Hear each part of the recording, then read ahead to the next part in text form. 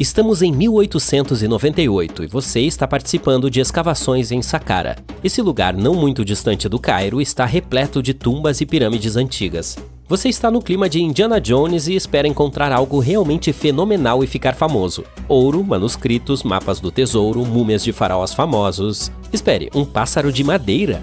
Você está realmente desapontado, pois mais parece um brinquedo comum. Um brinquedo antigo, mas ainda assim...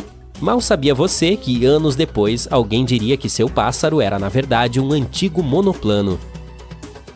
O artefato, apelidado de Pássaro de Saqqara, é feito de madeira de figueira do faraó.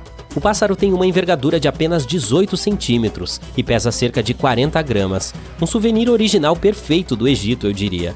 Ele tem mais de 2.000 anos e parece bem simples, sem nenhum entalhe de penas ou outros ornamentos intrincados. No entanto, tem um bico e olhos, o que faz com que nosso achado se pareça com um falcão, o emblema da divindade Horus. Sua cauda é bastante incomum, pois é quadrada, estranhamente ereta e parece que a parte afundada dela era o lugar de uma peça que agora está faltando. Os seres humanos adoram resolver um bom mistério, por isso houve várias tentativas de explicar o uso do passarinho. A primeira, muito simples, é que se tratava de um objeto cerimonial. A segunda ideia é que se tratava de um brinquedo para uma criança de uma família abastada. Poderia ter sido uma espécie de bumerangue, que era um conceito popular no Egito Antigo. Depois, houve uma teoria de que o pássaro havia sido usado como um catavento. Mas essa teoria foi desmentida, pois a figura não tem nenhum furo ou marca, exceto o que foi feita no Museu do Cairo para fixar o artefato em exposição. Portanto, não havia como pendurá-la no passado. Quase um século depois que a ave foi encontrada, o egiptólogo Dr. Khalil Messerra propôs uma nova teoria de que poderia ter sido um modelo de um monoplano. Ele acreditava que a ave não tinha um plano de cauda horizontal. Por outro lado, suas asas estavam dispostas em um ângulo reto, semelhante aos dos aviões modernos. Ela poderia ter funcionado para gerar a sustentação aerodinâmica necessária para os voos. O Dr. Messerra também afirma que, naquela época, era comum colocar em tumbas modelos em miniatura de invenções tecnológicas. Então, será que os antigos egípcios realmente inventaram o avião em 200 a.C.? Isso faria com que os irmãos Wright, que são considerados os inventores da aviação, ficassem muito chateados. Eles fizeram um de seus primeiros voos somente em 1903. Só há uma maneira de saber com certeza, e é testando o modelo. Mas você sabe, o Museu Egípcio no Cairo dificilmente deixaria uma de suas estimadas peças voar como um brinquedo. É por isso que o designer de planadores Martin Gregory construiu um modelo semelhante, desta vez de madeira de balsa, e concluiu que mesmo com a falta do plano de cauda, o avião não voaria muito bem. Caso resolvido? Não é bem assim. Isso não pareceu convincente o suficiente para o History Channel. Então eles convidaram Simon Sanderson, um especialista em aerodinâmica, para construir outra réplica do pássaro. Ele o testou em condições climáticas semelhantes às do Egito e ficou impressionado com as habilidades do pequeno avião. Portanto, se de fato foi inventado o protótipo de um avião na época dos faraós, esse seria um bom exemplo de um Woopard, que é, na verdade, um artefato fora do lugar, um objeto que está muito à frente de seu tempo em termos de tecnologia ou história. E o Pássaro de Saqqara não é o único exemplo desse conceito revolucionário. Em 1901, um grupo de mergulhadores recuperou o mecanismo de Anticítera de um naufrágio perto da ilha grega de Anticítera. Ele foi apelidado de o primeiro computador analógico do mundo e atualmente é datado de cerca de 100 a.C. O mecanismo de bronze podia informar as posições do Sol, da Lua, dos planetas e das estrelas, bem como a fase lunar, as datas dos próximos eclipses solares e até mesmo a velocidade com que a Lua se move no céu. Ninguém sabe ao certo quem o usou e como ou onde ele foi feito, mas é óbvio que ele é extremamente preciso e muito avançado para a sua época. Os primeiros vasos sanitários com descarga do mundo foram inventados em meados do século XX. Brincadeira! Os antigos minoanos da ilha mediterrânea de Creta e a civilização do Vale do Indo tiveram essa brilhante ideia ao mesmo tempo, há cerca de 4.000 anos. O encanamento e o saneamento eram tão bem feitos que ninguém conseguiu projetar algo melhor até 2.000 anos depois. Um antigo banheiro minoano foi descoberto no Palácio de Knossos. Parece que tinha um assento de madeira colocado sobre um túnel que direcionava a água de um reservatório no telhado para um esgoto subterrâneo. Outras variedades recebiam água de jarros. Somente os super ricos podiam se dar ao luxo de toda essa glória. Portanto, se você quisesse comprar um imóvel naquela época, o vaso sanitário com descarga seria um sinal revelador de que você estava em um bairro rico. As portas automatizadas se tornaram uma invenção legal e aparentemente nova em 1931, mas a tecnologia por trás delas é na verdade muito mais antiga. Pense no século I d.C. O matemático e engenheiro Heron de Alexandria criou um sistema hidráulico para abrir e fechar portas de templos. Para colocá-lo em ação, era necessário acender um fogo para produzir calor. Havia um vaso de bronze sob o fogo, cheio até a metade com água. O inventor conectou o vaso de bronze a recipientes que funcionavam como pesos. Quando o fogo estava aceso, a água se movia para os recipientes. Eles desciam e puxavam as cordas. Não era nada parecido com uma porta de supermercado que se abre na sua frente antes mesmo que você tenha tempo de pensar. A porta de Heron levava horas para abrir e não havia como interromper o processo. É por isso que eles só abriam as portas uma vez por dia, antes de as pessoas entrarem no templo para adicionar um pouco de misticismo ao templo durante as cerimônias. Um tanto assustador. Parece que a primeira bateria foi inventada em Bagdá há cerca de 2000 anos. Um arqueólogo alemão encontrou esse pote de barro oval em 1938. Os cientistas ainda não sabem ao certo para que finalidade ele servia e quem exatamente o inventou. Há uma teoria de que ele era usado para galvanizar objetos com metais preciosos. Quando o enchiam com ácido fraco como o vinagre, a bateria produzia cerca de 1 volt de eletricidade. Outra teoria diz que era um recipiente para pergaminhos sagrados. Você gostaria de comprar lentes de contato projetadas pelo próprio Leonardo da Vinci? Em 1508, ele inventou uma lente de vidro com um funil em um dos lados. Você deveria usá-la e colocar água dentro dela para melhorar sua visão. Soa um pouco desconfortável, não é? Então, cerca de um século depois, o cientista francês René Descartes decidiu aprimorar a ideia e fazer com que a córnea entrasse em contato com as futuras lentes. Lentes de contato, porque elas entram em contato com seus olhos, entendeu? O tubo de vidro cheio de líquido ajudava a melhorar a visão, mas infelizmente era impossível piscar. 2 séculos e meio depois, novas tecnologias na indústria do vidro permitiram que os cientistas projetassem lentes de contato que se encaixavam no olho e até permitiam que o usuário piscasse. Obrigado, pessoal! Ainda assim, essas lentes eram feitas de vidro soprado pesado e não deixavam o olho respirar. Cerca de 50 anos depois, as lentes de contato tornaram-se plásticas, leves, inquebráveis e resistentes a arranhões, mas ainda cobrindo todo o olho. E então, em 1948, um técnico óptico inglês, Kevin Toohey, acidentalmente lixou uma lente de plástico e descobriu que ela ainda permaneceria no lugar mesmo se cobrisse apenas a córnea. Imagine que você mora em Londres no século XIX e precisa enviar uma mensagem para Nova York. Levaria cerca de 10 dias para chegar lá de navio. Portanto, quando o tempo de entrega passou de dias para horas em 1858, foi uma verdadeira sensação. A primeira mensagem foi enviada pela própria Rainha Vitória. Tudo isso foi possível graças a um cabo telegráfico transatlântico que corria sob o oceano. Infelizmente, a nova invenção durou apenas algumas semanas. Foram necessários anos para trazê-la de volta à vida. Um avião sem marcas de identificação está se aproximando da costa da Indonésia. Não é exatamente um momento de paz e o operador de voo está alarmado. 2 caças voam para o céu, prestes a derrubar um avião não identificado. Está tudo prestes a terminar em um desastre, quando os caças notam um pequeno detalhe.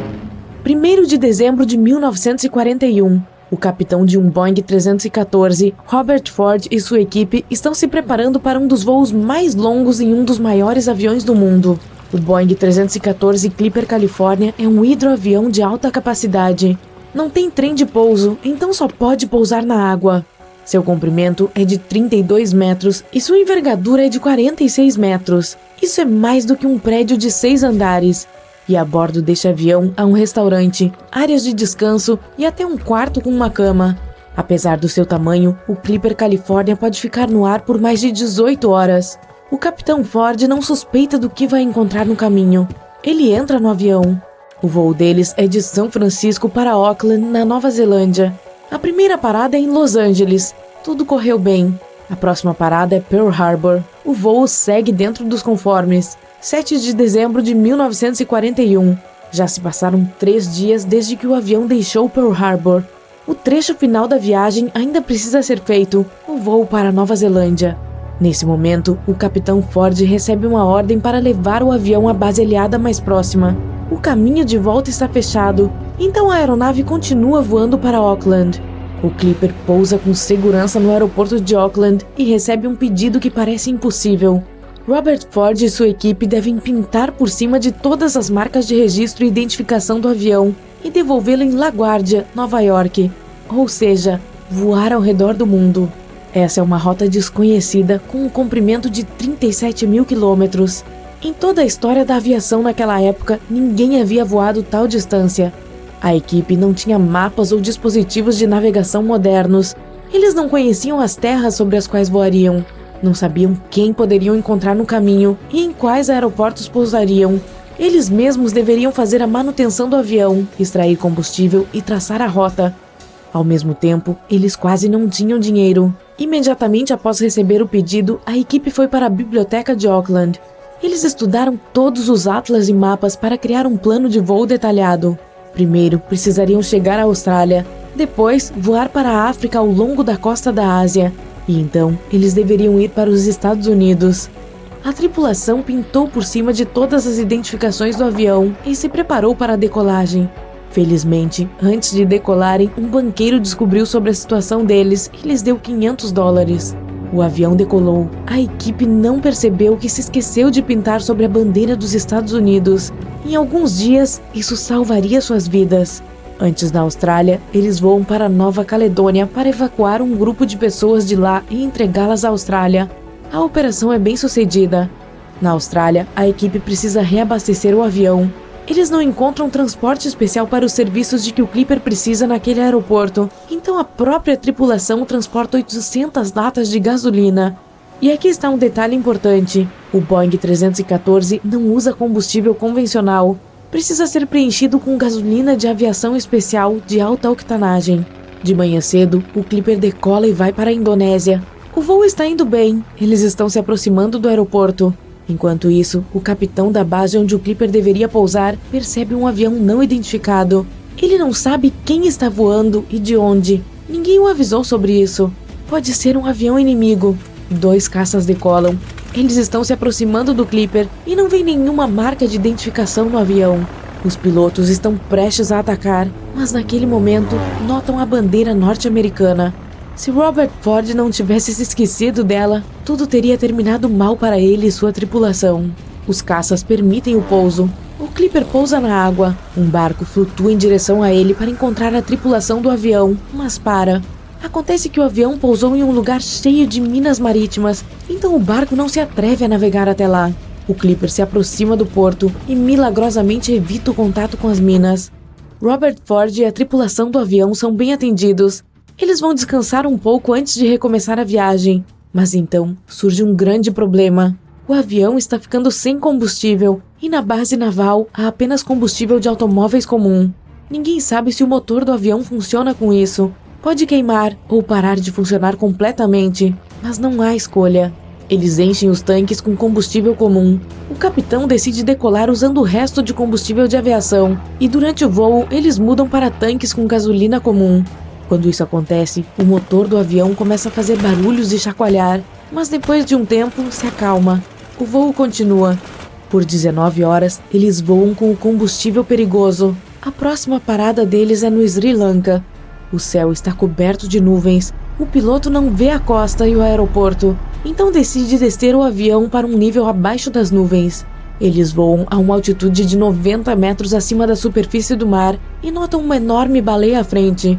O avião voa mais perto e não é uma baleia, e sim um navio inimigo. O Clipper começa a ganhar altitude para se esconder de volta nas nuvens. Eles estão novamente cercados por um véu branco. Tiros e explosões são ouvidos atrás e abaixo do avião. O Clipper está voando sem visibilidade há 60 minutos. Finalmente, as nuvens estão clareando e eles veem o porto do Sri Lanka. A equipe faz uma pequena escala e prossegue com sua jornada. Assim que o avião decola, um dos motores explode. Felizmente, eles não tiveram tempo de voar para longe do porto, então pousaram o avião com sucesso na água e consertaram o motor. O Clipper continua sua missão. Agora, a equipe de Robert Ford voa principalmente por terra. Isso é muito arriscado, já que a aeronave não tem trem de pouso e não pode pousar com segurança em terreno sólido. Finalmente, eles chegam ao Congo. A equipe se diverte muito aqui, ganha força, descansa e, o mais importante, consegue combustível de aviação de alta octanagem. As coisas estão indo muito bem, mas há outro desafio pela frente. Agora, os aviadores terão que fazer o voo mais longo de sua jornada. Sua próxima parada é uma cidade portuária do Brasil, e a distância até ela é de 5.600 quilômetros através do oceano. A distância máxima de voo do Boeing é de 5.900 quilômetros. Qualquer desvio de curso ou um vento contrário forte podem facilmente impedir que a aeronave chegue ao porto. Preocupada, a tripulação reabastece o tanque e carrega combustível adicional no avião. Eles deixam o Congo, decolando ao longo do rio estreito. Nesse momento, o piloto percebe que o rio termina a poucos metros de distância com uma cachoeira. O avião deve ganhar altitude urgentemente, mas não pode. A grande quantidade de combustível adicional dificulta a ascensão do Clipper. A cachoeira está se aproximando. Nos últimos segundos, o avião consegue subir até a altura desejada. Mas mesmo depois da cachoeira, o Boeing ainda não fica alto o suficiente. Ele paira logo acima das falésias costeiras rochosas. Uma ligeira inclinação pode levar a um acidente. Felizmente, eles conseguem passar ilesos. O avião sobe para a altura perfeita. Durante o voo do Congo para o Brasil, a tripulação quebrou um novo recorde. São 23 horas e 35 minutos no ar.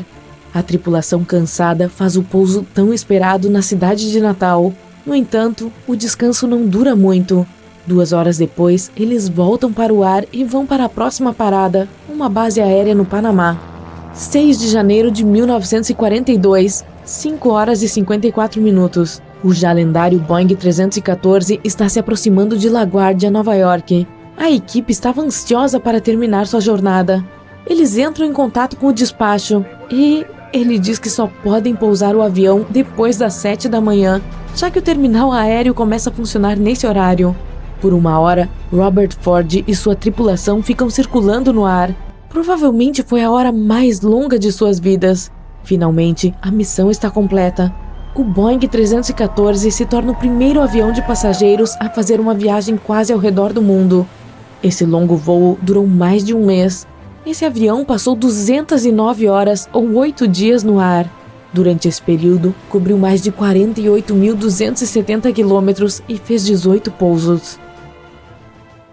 Há muitas maneiras de tornar os aviões mais seguros. Por exemplo, eles poderiam ter assentos ejetores para que todos os passageiros pudessem ser resgatados. Na realidade, porém, isso é muito mais difícil do que parece. Se houvesse assentos ejetores, sua viagem seria muito diferente. Todos teriam que ser amarrados em um assento com um cinto para garantir que não cairiam. Depois, seria necessário usar uma máscara de oxigênio durante todo o voo. Uma emergência pode ocorrer a qualquer momento. Além disso, a ejeção em si é uma grande pressão sobre seu corpo. Mesmo os pilotos de caça que estão fisicamente preparados ainda podem sofrer lesões graves. Para uma pessoa comum, esse processo não seria seguro. Portanto, por mais legal que pareça, os assentos ejetáveis não são muito práticos e, na verdade, são bastante perigosos. Ok, pelo menos eles poderiam ter um paraquedas para cada passageiro. Mas isso também não seria muito útil. Parece que os paraquedas podem salvar muitas vidas. Em primeiro lugar, tê-los não é eficiente. Eles são caros e pesados. Portanto, um avião precisaria queimar mais combustível durante o voo se houvesse paraquedas a bordo. No entanto, tudo isso valeria a pena se os paraquedas pudessem fazer uma diferença real na segurança das pessoas, mas não é possível. Os aviões comerciais não são projetados de forma que seja seguro saltar deles, especialmente com algumas centenas de pessoas a bordo. Além disso, os passageiros não são treinados para usá-los. Imagine que há uma emergência. O avião está caindo e 200 pessoas estão tentando lidar com paraquedas pela primeira vez em suas vidas. Seria uma bagunça total.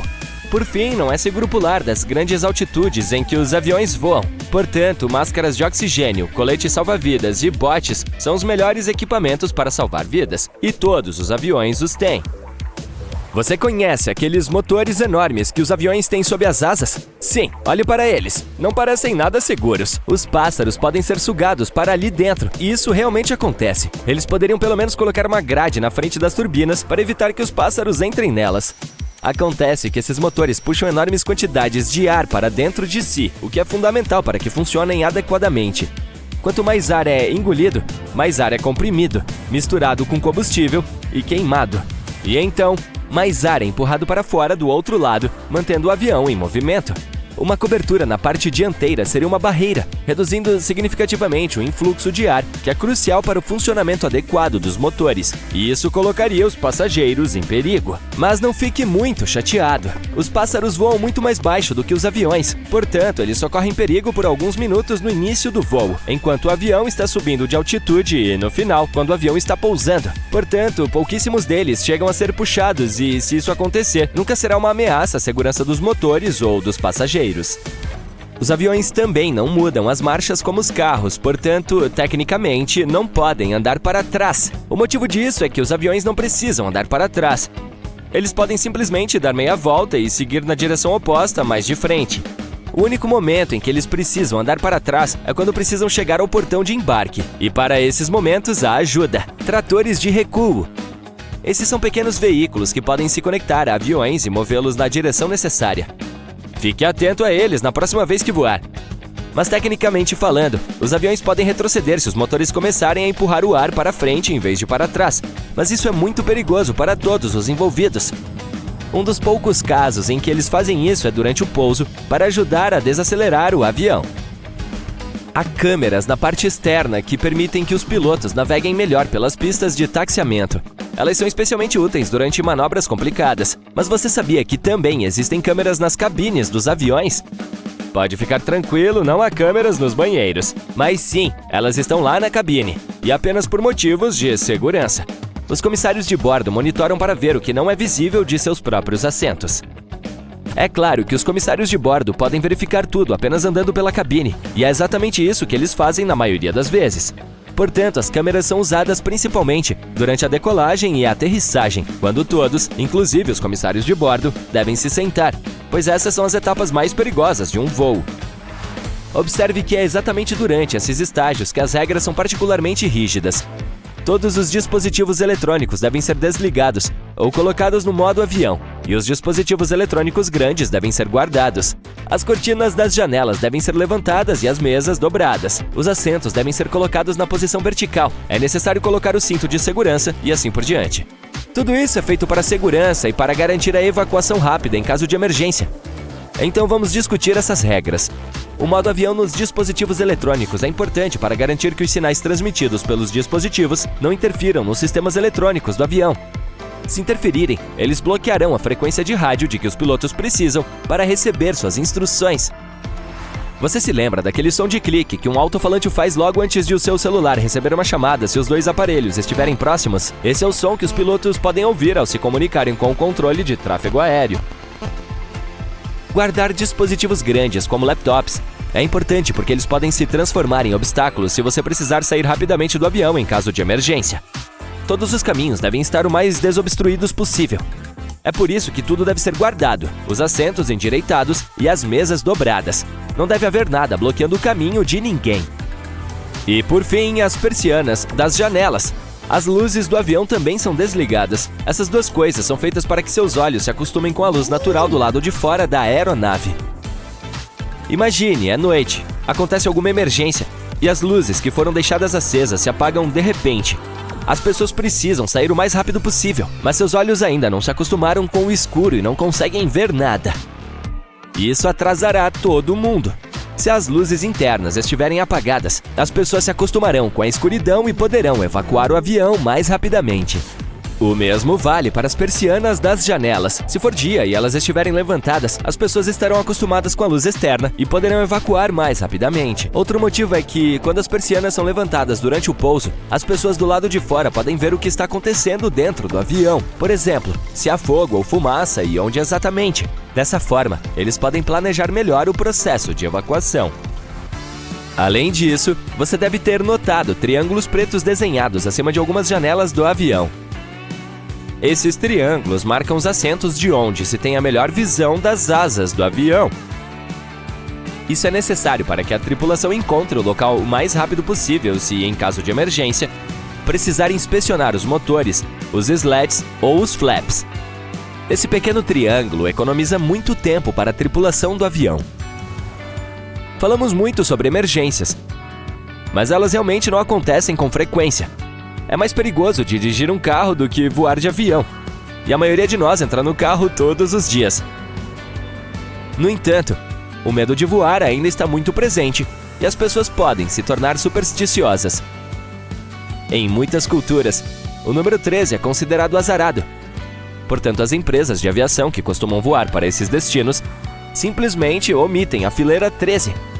É algo simples de fazer, mas pode poupar alguns passageiros ansiosos que por acaso estejam sentados na fileira 13. Em outras culturas, como na Itália, o 17 é o número do azar, e alguns aviões não têm as fileiras 13 e 17. Em aviões que voam para a China, é possível omitir a fileira 14. Nosso tempo estimado de voo hoje será de 3 dias. Os futuros passageiros da aeronave mais longa do mundo, o Airlander 10, não chegarão rapidamente a seus destinos, mas certamente o farão com estilo. Apelidado de iate voador, esse dirigível terá suítes de luxo, um bar de altitude a bordo e piso de vidro com vista de horizonte a horizonte. O Airlander 10 nem mesmo precisará de um aeroporto. Ele pode decolar e aterrissar de qualquer superfície plana, seja terra, areia, água ou gelo, usando patins pneumáticos. Ele também será amigável ao meio ambiente, com menos emissões, e deve se tornar a forma mais segura de viagem aérea. Essa maravilha da engenharia de 91 metros de comprimento é parte dirigível, parte helicóptero e parte avião. Outras aeronaves usam um dos vários métodos para manter o voo: flutuabilidade, impulso vertical ou sustentação. Dirigíveis, helicópteros e aviões dependem principalmente da flutuabilidade, do impulso vertical e da sustentação, respectivamente. Mas nosso avião-balão incorpora todos esses 3 princípios. Primeiro vem a flutuabilidade. O Airlander usa uma quantidade enorme de hélio, um material menos denso que o ar. Ele ajuda aeronaves como dirigíveis e zeppelins a decolar, da mesma forma que um balão cheio de hélio sobe. E como o hélio é flutuante por si só, nosso herói pode flutuar sem esforço. O Airlander armazena seu hélio em vários compartimentos para maior segurança e também tem 4 motores de 325 cavalos de potência e requer muito menos energia em comparação com aeronaves convencionais como o Boeing 787, o que o torna mais eficiente em termos de energia. Mas essa aeronave flutuante tem uma carga útil limitada, de até 10 toneladas. Seus construtores poderiam simplesmente aumentar o casco para colocar mais hélio nele, mas nosso avião já é o mais volumoso do mundo, então isso seria demais. Para ajudar com isso, o Airlander 10 é equipado com 2 propulsores verticais, como os dos helicópteros. Eles direcionam o ar para baixo, elevando a aeronave. Além disso, há a sustentação, que desempenha um papel fundamental na aerodinâmica do voo. Para obter a elevação, é necessário que o ar passe por cima e ao redor da asa, criando uma força. Embora o Airlander possa não ter motores monstruosos como os de um grande avião a jato, seu enorme casco oferece muito espaço para o ar fazer seu trabalho e ajudá-lo a decolar.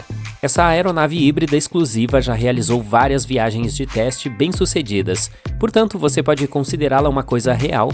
Ela será como um Transformer personalizável, boa para viagens de passageiros, transporte de carga, operações de voo prolongadas ou objetivos científicos.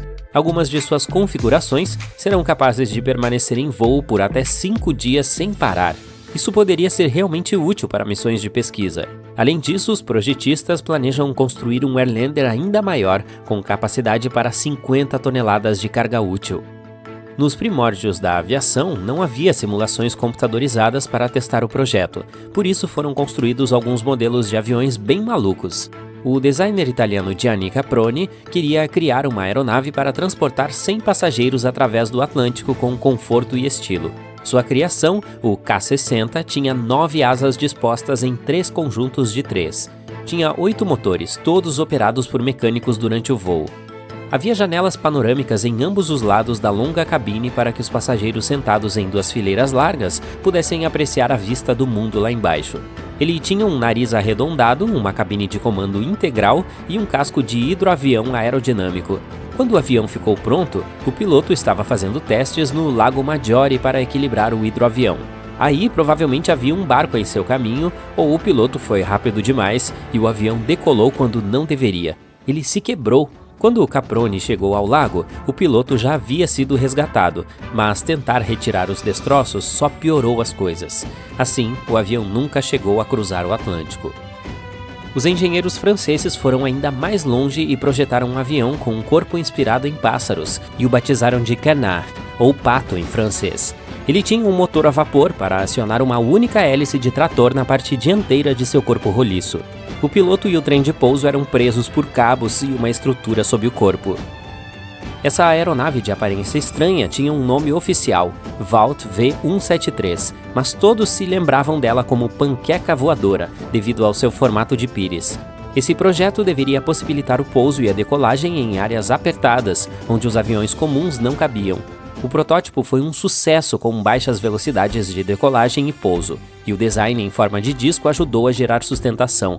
Os engenheiros receberam financiamento para uma versão aprimorada, mas ela veio com falhas. Quando elas foram corrigidas, não havia mais necessidade desse avião peculiar. O engenheiro aeronáutico alemão Alexander Lippisch criou o Aerodyne. Ele se parecia com a parte traseira de um avião depois de cortado ao meio, mas podia voar por conta própria. Era considerado uma aeronave de decolagem e aterrissagem vertical, do mesmo grupo dos helicópteros. Ele combinava sustentação e empuxo usando uma única unidade e um canal de fluxo, como um ventilador com dutos. Os flaps na extremidade do ventilador desviavam o ar que saía. O primeiro voo do Dornier Aerodyne decolou em 1972. Embora tenha sido um sucesso, as autoridades perderam interesse no projeto e o arquivaram. O Pregnant Guppy, também conhecido como Frankenplane por ter sido feito de partes de outros aviões, ajudou a NASA em seu caminho para a Lua. Na década de 1960, eles tinham problemas para transportar foguetes da costa oeste para o Cabo Canaveral, na Flórida. Levá-los por água através do Canal do Panamá levava de 2 a 3 semanas, e as peças frágeis chegavam amassadas e corroídas. Foi então que John Conroy encontrou uma solução. Seu amigo tinha Boeings que ele havia comprado, mas que não tinha encontrado uso para eles. Conroy decidiu modificar os aviões acrescentando um compartimento de carga maior na parte superior da fuselagem. Ele não recebeu financiamento da NASA para sua ideia, mas nunca desistiu e hipotecou sua própria casa, vendeu seu carro e investiu todas as suas economias em seu projeto para provar que daria certo. Ele pegou emprestado combustível para levar o protótipo até o Alabama. O avião voou perfeitamente e impressionou a todos. O Super Guppy, como começaram a chamá-lo, estava transportando com sucesso estágios de foguetes para o programa Gemini da NASA. Conroy construiu um total de 25 modificações em sua aeronave para acomodar equipamentos ainda maiores e mais pesados. O Edley Optica EA-7 pode parecer uma aeronave libélula futurista e deslocada, mas foi projetado em meados dos anos 70 para missões de vigilância ou de observação em baixa velocidade. Ele possui uma cabine de comando semelhante à de um helicóptero, montada à frente de um motor com ventilador de duto e um impressionante campo de visão de 270 graus. Seu grande ventilador com dutos funcionava silenciosamente dentro e fora da cabine de comando. No século XXI, ele ganhou um interesse renovado para missões de patrulha de fronteira, gerenciamento de vida selvagem e detecção de incêndios. Porém, devido à falta de financiamento, há apenas 5 das 22 aeronaves construídas em condições de voar em todo o mundo.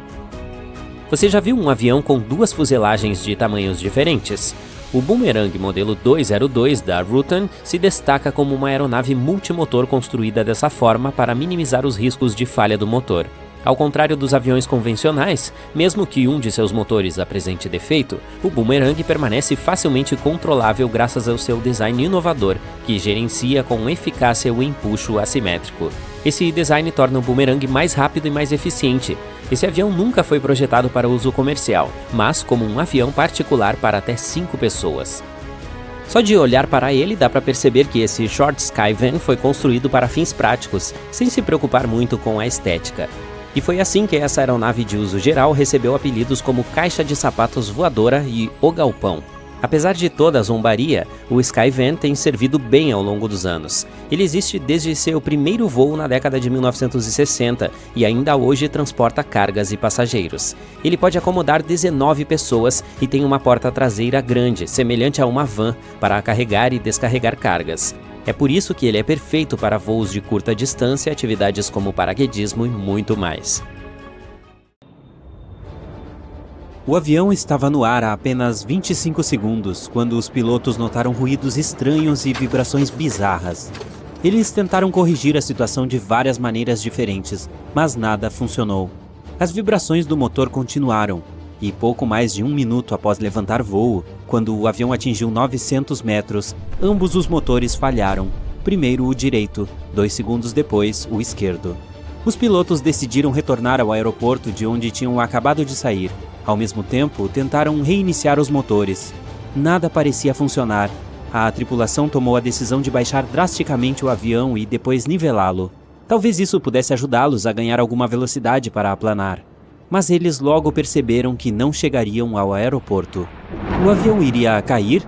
Foi quando ocorreu o milagre em Gotrora. A manhã anterior ao início do voo começou como de costume. Procedimentos regulares antes do voo. Tempo bom. Os membros da tripulação eram pilotos experientes. Um capitão dinamarquês de 44 anos com mais de 8.000 horas de voo e um primeiro oficial da Suécia de 34 anos com 3.000 horas. Então, o que poderia dar errado? O avião em si era quase novo. Era um McDonnell Douglas MD-81, apelidado de Dana Viking. Fez seu primeiro voo em 16 de março de 1991. Naquele dia fatídico, a aeronave estava em serviço há apenas 9 meses.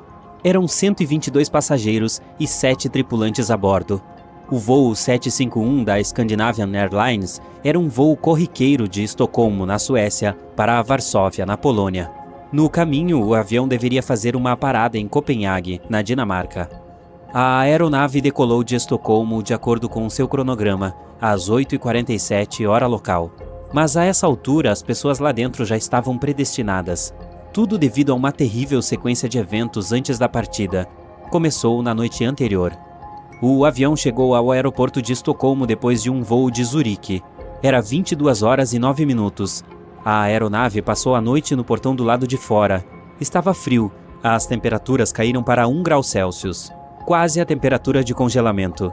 O que piorou ainda mais a situação foi que quase 2.700 quilos de combustível quase congelado, resfriado durante o voo, ainda permaneciam nos tanques localizados nas asas. O combustível estava tão frio porque o avião estava voando na altitude de cruzeiro, onde a temperatura do ar fora da cabine variava de 52 graus a menos 62 graus Celsius. O voo de Zurique durou cerca de 1 hora e 40 minutos. Logo após a meia-noite, um técnico de voo veio verificar a aeronave. Ele teve que remover um pouco de lama do trem de pouso, caso contrário, não seria capaz de examiná-lo. Por volta das 2 da manhã, quando ele estava saindo, notou um pouco de gelo cobrindo a parte superior das asas. Pela manhã, a situação se tornou ainda pior. Uma camada de gelo claro e quase invisível havia se formado no topo das asas. O avião teve que sair do portão por volta das 8h30 da manhã. 1 hora antes da partida, o mecânico responsável pelo avião notou que um pouco de gelo cobria a parte inferior das asas. Ele decidiu se certificar de que não havia gelo na parte de cima. Subiu numa escada e colocou um joelho na asa. Então se inclinou para a frente para tocar a parte da frente da asa. Não havia gelo, apenas lama. O mecânico decidiu garantir que tudo estivesse bem com a entrada de ar de um dos motores. Ele não encontrou nada anormal. Logo depois disso, o pessoal usou mais de 1.000 litros de fluido de gelo para remover o gelo do avião. O mecânico consultou o capitão da aeronave e ordenou que a equipe também descongelasse a parte inferior das asas. Afinal, ele tinha visto um pouco de gelo lá. Mas ninguém pensou em verificar novamente se havia gelo claro na parte de cima das asas. Depois que eles terminaram o procedimento, o mecânico informou ao capitão: "Terminamos aqui, o de gelo acabou. Havia muita neve e gelo, mas está tudo resolvido agora." O capitão agradeceu ao mecânico e continuou com os procedimentos pré-voo. O avião taxiou na pista. Os sistemas antigelo de seus motores foram ligados e não apresentaram nenhum mau funcionamento. Mas vários passageiros mais tarde alegaram ter visto gelo deslizando da parte superior das asas enquanto o avião estava decolando. E ainda assim o avião saiu do chão com direção a Estocolmo como de costume. Mas logo após a decolagem, vários pedaços do gelo remanescente se separaram. A toda velocidade, eles bateram nos ventiladores dos motores perto da cauda de ambos os lados do avião, arruinando as lâminas, levando a uma série de instabilidades. e o resto é história.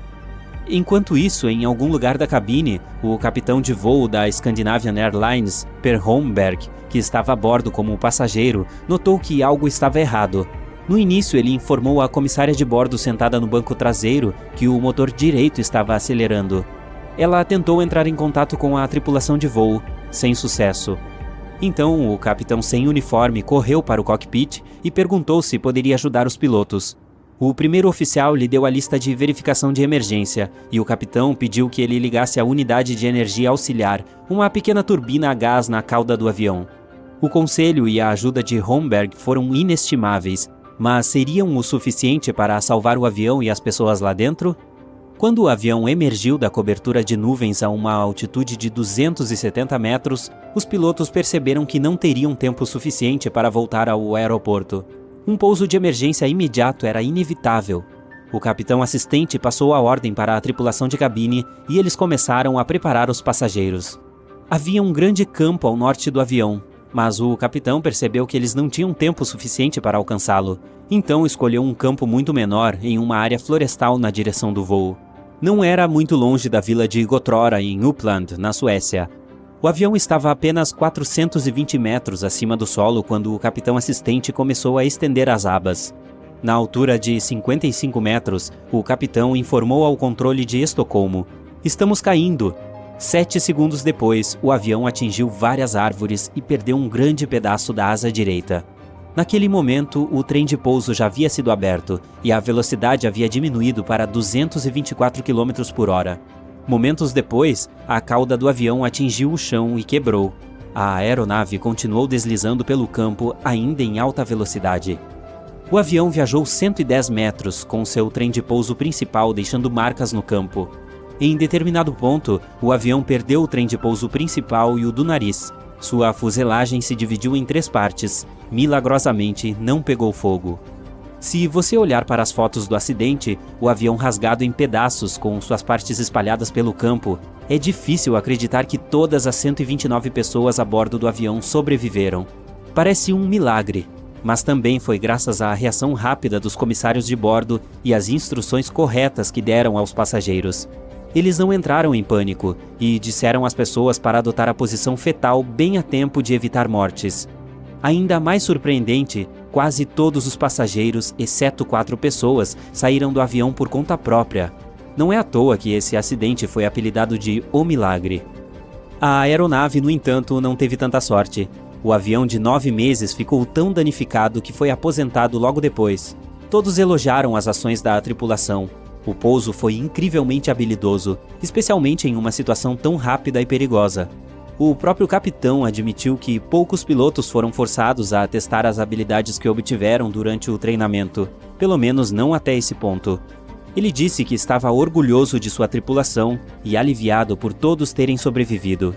E ele nunca voltou a pilotar aviões comerciais. Como as aranhas conseguem sobreviver quando perdem uma pata? Quando elas estão em uma situação perigosa e tentando fugir, podem ficar sem pernas que só serão regeneradas alguns meses depois. Elas sobrevivem sem problema algum, pois na maioria das vezes as patas se soltam em pontos de quebra, que são articulações com músculos que se contraem sem que aconteça muita perda de sangue. Se o aracnídeo perder uma perna na parte que vem antes do ponto de quebra, continuará sem ela, mas perderá mais sangue. Será mais difícil para o animal se recuperar nesse caso. E por falar em aranhas, você já percebeu que às vezes elas ficam sem se mexer por um bom tempo? Isso acontece enquanto esperam alguma presa pousar em sua teia. Quando se mexem, gastam energia e chamam muita atenção. Aí serão facilmente avistadas por um passarinho faminto que está à procura de um lanchinho rápido, ou continuarão com fome, pois os mosquitos não vão chegar perto da teia. Enquanto estão tecendo a teia, as aranhas despendem muita energia. E mesmo depois que terminam o trabalho, podem esperar dias ou até semanas para pegar alguma coisa. Então, é importante poupar o máximo possível de energia. As caçadoras são mais ativas, mas em sua maioria são predadoras noturnas, ou seja, passam o dia inteiro descansando, escondidas debaixo de uma pedra ou em um ninho. Batatas assadas podem continuar quentes por um bom tempo. Isso tem a ver com a crosta gordurosa e rica em amido que funciona como uma camada isolante. Quando você pré-cozinha uma batata, isso faz os grânulos de amido absorverem mais água e incharem até as moléculas de carboidrato escaparem e produzirem uma espécie de gel encorpado. Ao levá-la ao forno, a temperatura alta tira a umidade dela. Isso faz o amido gelatinoso que está do lado de fora enrijecer, formando uma crosta crocante que prende o calor interno. O óleo da forma se junta na crosta também, formando uma forte estrutura isolante. Os passarinhos não são eletrocutados quando pousam sobre os fios de energia, porque não são as voltagens que podem prejudicá-los, e sim a diferença entre elas, sem as quais a eletricidade não flui. Então, se você vir um passarinho pousar sobre uma única linha que tem, digamos, 35.000 volts, a falta de uma diferença de voltagem é o que manterá o animal seguro. Mas se ele esticar acidentalmente as asas e encostar em outra rede elétrica que possui uma voltagem diferente, será o fim do bichinho. É por isso que as companhias de energia sempre deixam bastante espaço entre os cabos. Você já se perguntou por que os pilotos de avião não tentam pousar na grama quando o trem de pouso não é acionado? A grama pode parecer uma boa solução a princípio, pois é macia, mas a superfície não é nivelada nem lisa. Quando a pressão é alta, pousar nesse piso pode causar movimentos imprevisíveis e gerar problemas por causa dos sacolejos e da pressão desigual. Dessa maneira, há o risco de ocorrer vazamento de combustível e de emperramento das portas. As cabeças carecas costumam ser brilhantes, mesmo quando a pele de outras partes do corpo humano não são. Grande parte da nossa pele é coberta por pelos minúsculos, que dão a ela um aspecto aveludado, parecido com a casca de um pêssego. Quando o homem fica calvo, os folículos capilares costumam encolher e se transformar em células de pele, o que significa que não há pelo algum ali. O brilho da careca é causado pelas glândulas sebáceas que produzem e secretam uma substância oleosa que protege a pele. Elas ficam em toda a extensão cutânea, mas há mais delas na cabeça. Então, esse óleo cobre a pele, fazendo com que ela pareça ter sido encerada. Os gatos domésticos raramente miam uns para os outros, mas eles batem altos papos com os humanos. Isso pode ter a ver com a domesticação. O processo de adestrar esses felinos e tê-los como animais de estimação começou por volta de 10.000 anos atrás. Antes disso, os bichanos viviam sozinhos. Eles raramente se encontravam com outros da espécie e nem precisavam usar suas vozes para se comunicar. Os gatos faziam isso pelo cheiro, se esfregando contra objetos como uma árvore, por exemplo. Dessa maneira, nem precisavam se encontrar cara a cara com outros membros de sua espécie para mandar algum recado. E é assim que eles mais se comunicam até hoje. Os humanos não têm um olfato tão bom quanto os bichanos, então essas criaturas tiveram que pensar em uma forma de nos dizer o que queriam.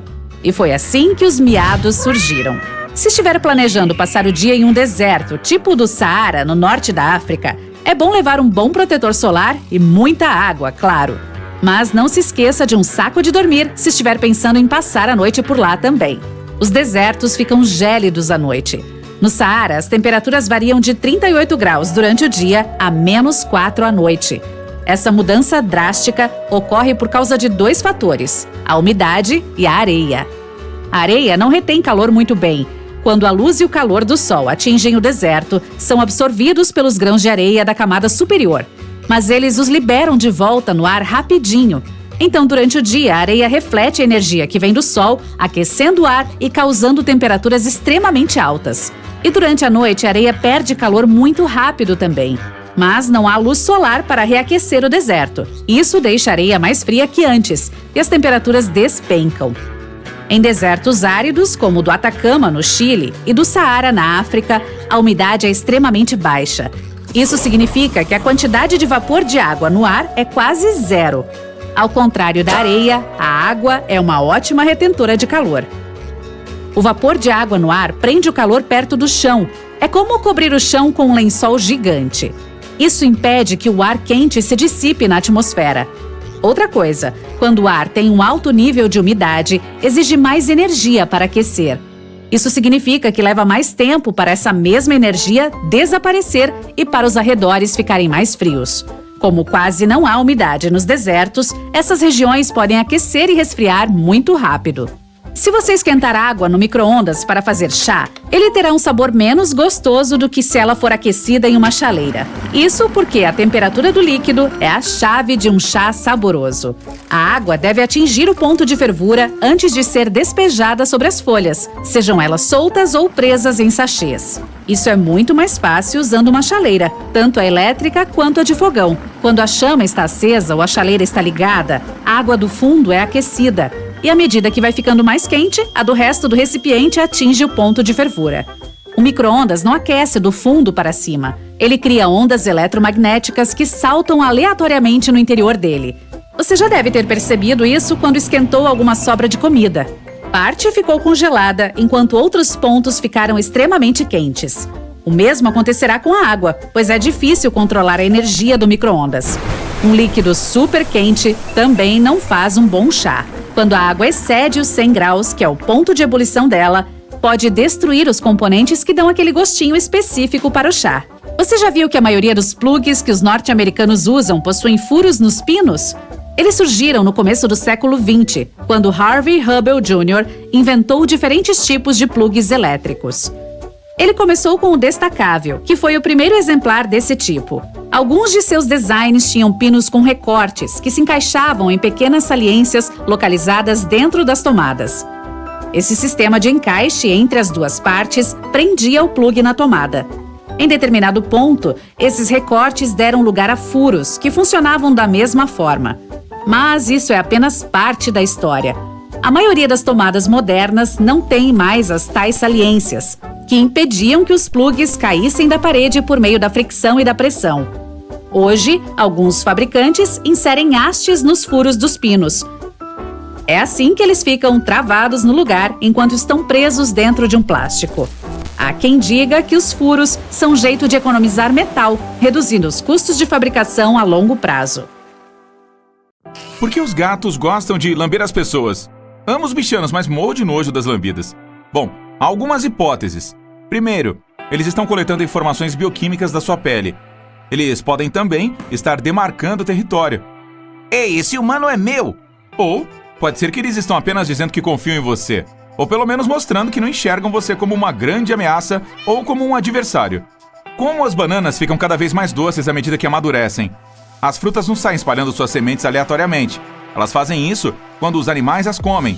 Em determinado estágio, elas aumentam sua quantidade de açúcar para incentivar os animais a comê-las naquela fase, que é quando suas sementes estão maduras. As sementes estão maduras quando já desenvolveram uma casca especial que as protege quando passam pelo sistema digestivo do animal.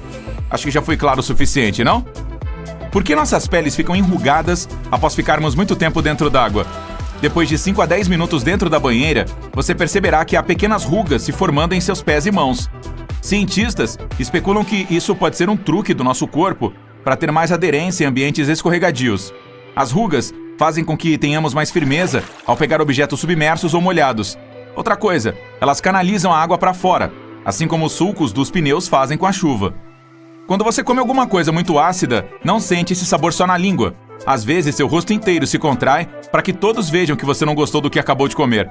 Esse sabor ácido que causa essa reação é resultado de íons de hidrogênio que os ácidos liberam quando se misturam com a saliva. Pois é, tem muita ciência em um simples sabor.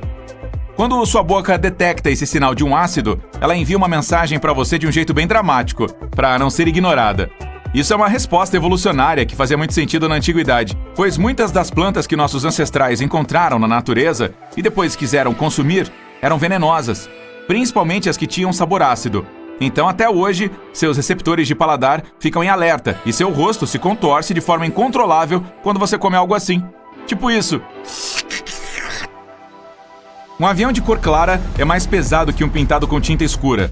A cor branca exige um conteúdo sólido maior do que a preta para ter a saturação adequada. E quanto mais conteúdo sólido a tinta tiver, mais pesada ficará. Então é por isso que a tinta branca está entre as mais pesadas do mercado. Mas os aviões brancos são mais eficientes que os pretos, embora isso também dependa do que é eficiente para você. A tinta branca reflete mais a luz solar do que a escura.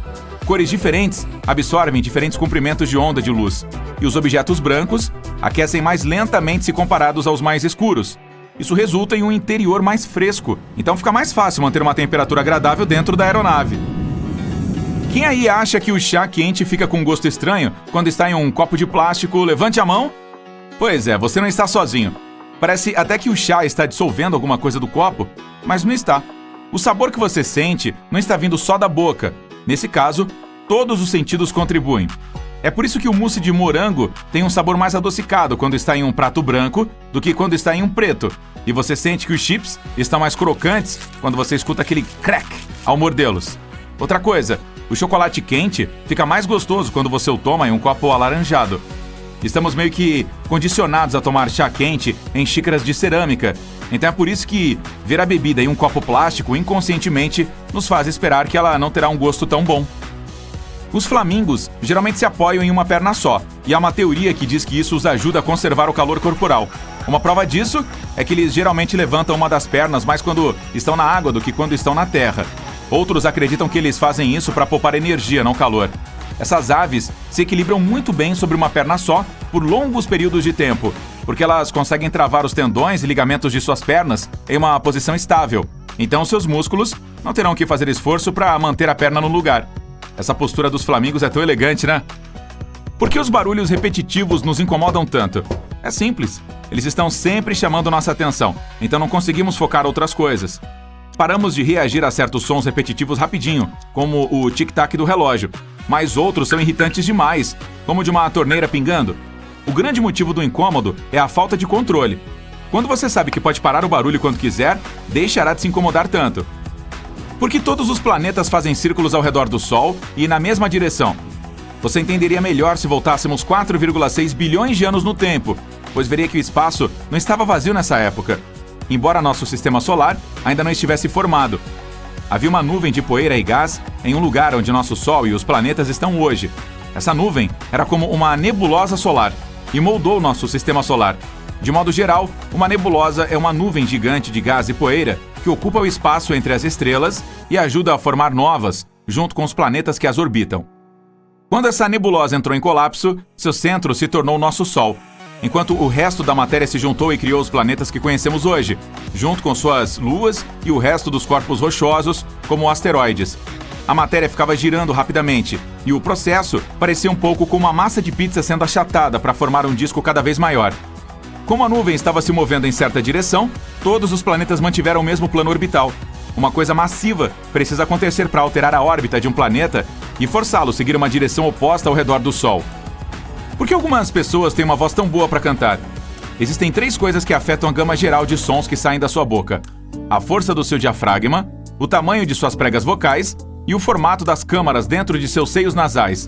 Mas tornar o som mais bonito é uma questão de prática e de técnica também. No nível básico, você escuta uma nota e reproduz com sua voz, mas a verdadeira diferença entre conseguir manter o tom e ter um canto maravilhoso está relacionada a milhares de pequenas contrações musculares que fazemos sem sequer perceber. Elas ajudam seu mecanismo muscular, onde você produz voz com as emoções que sente enquanto está cantando.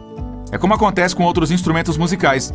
Ter mãos grandes pode lhe ajudar a tocar um piano, mas o resto depende de aprender aqueles detalhes sutis, como a força com que pressiona as teclas e o timing. Por que os cães escutam os sons mais agudos que a gente? Os humanos escutam frequências até cerca de 20 kHz, enquanto os cachorros escutam até 45 kHz. Quase todos os mamíferos conseguem escutar frequências mais altas que os outros vertebrados. As aves escutam somente até 12 kHz, e os répteis, anfíbios e peixes ouvem até 5 kHz.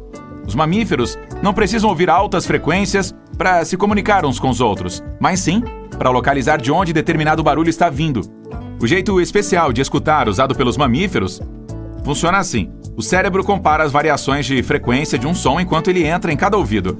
A cabeça faz uma sombra sobre um ouvido, então parte das frequências é absorvida, e nosso cérebro absorve mais as frequências maiores do que as mais baixas.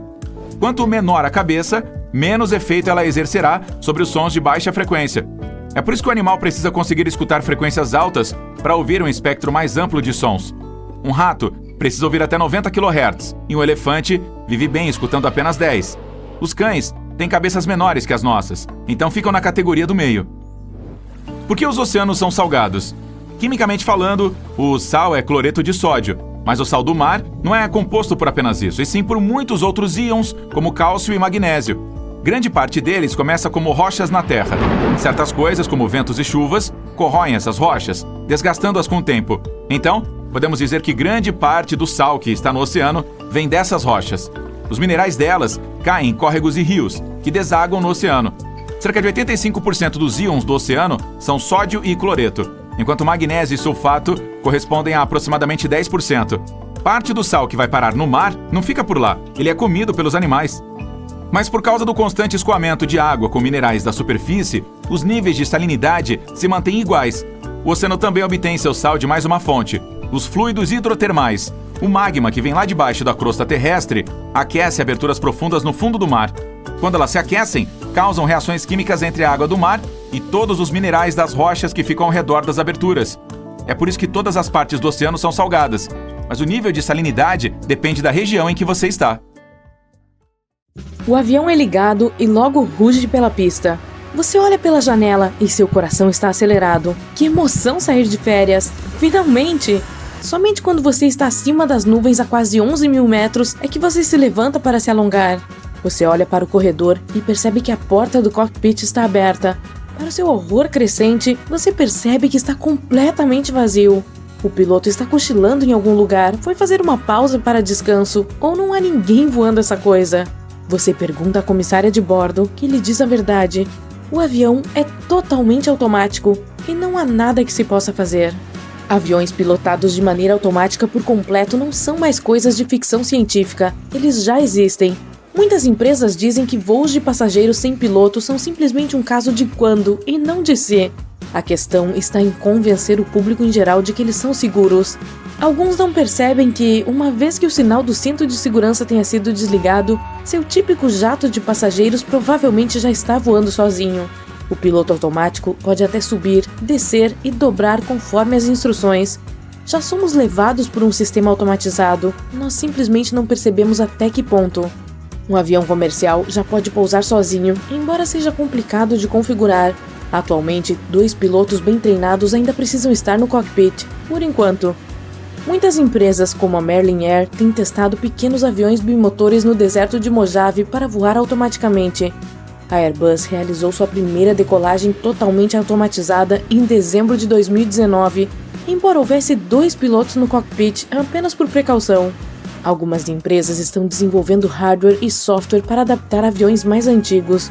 O objetivo é replicar tudo o que um piloto pode fazer através de um conjunto de sistemas de computador. A barreira, dizem eles, é humana e não técnica, a boa e velha falta de confiança.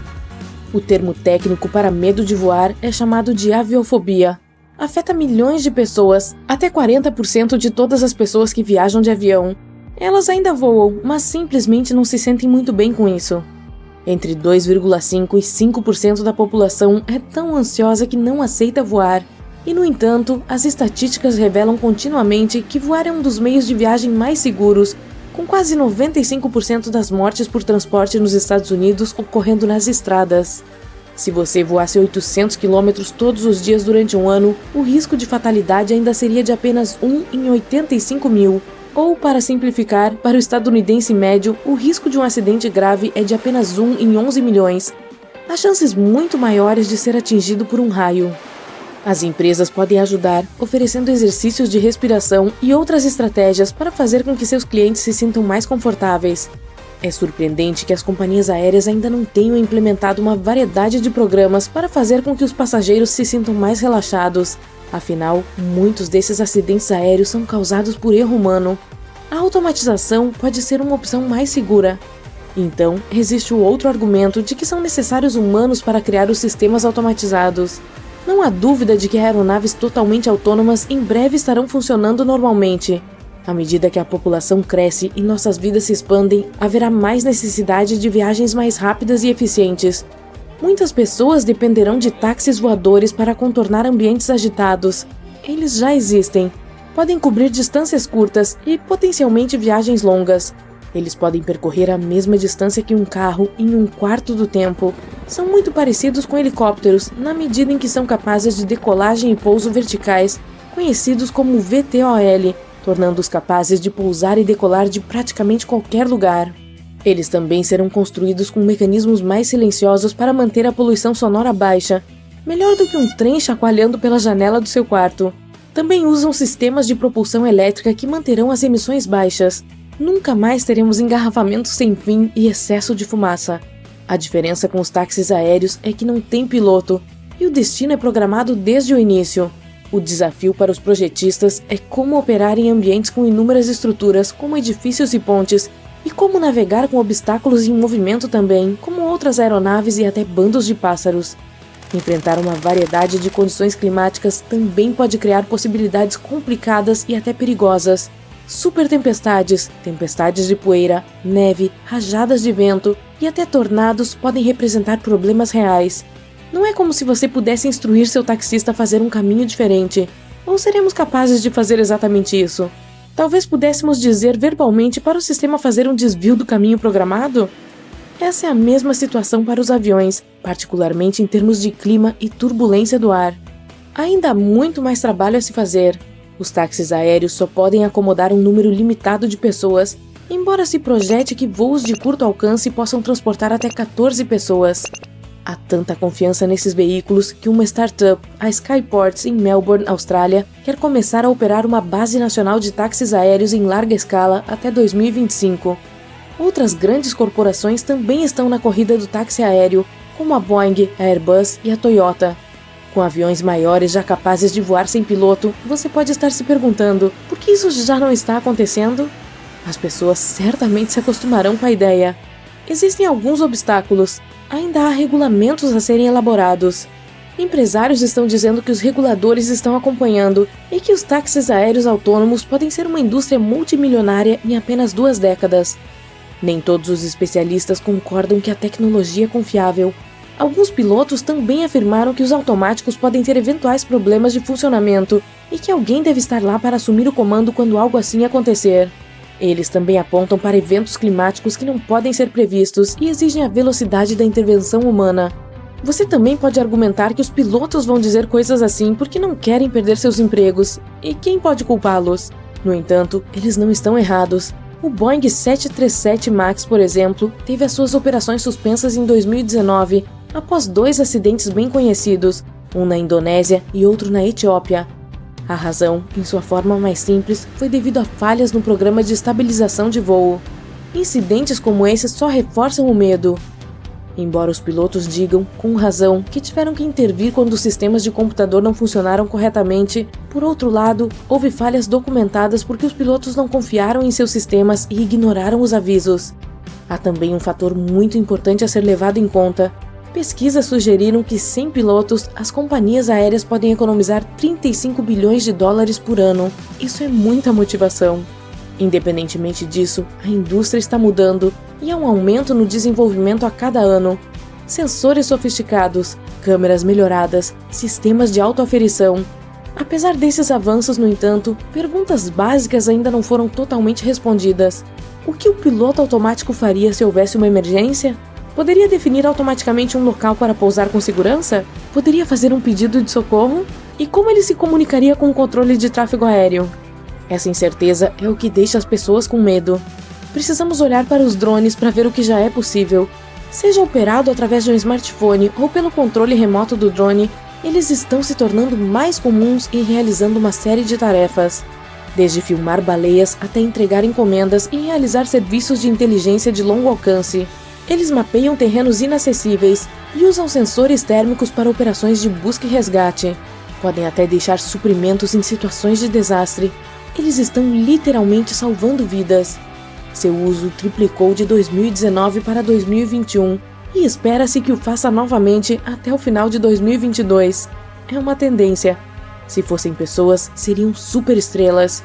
E, no entanto, nada disso é realmente novo.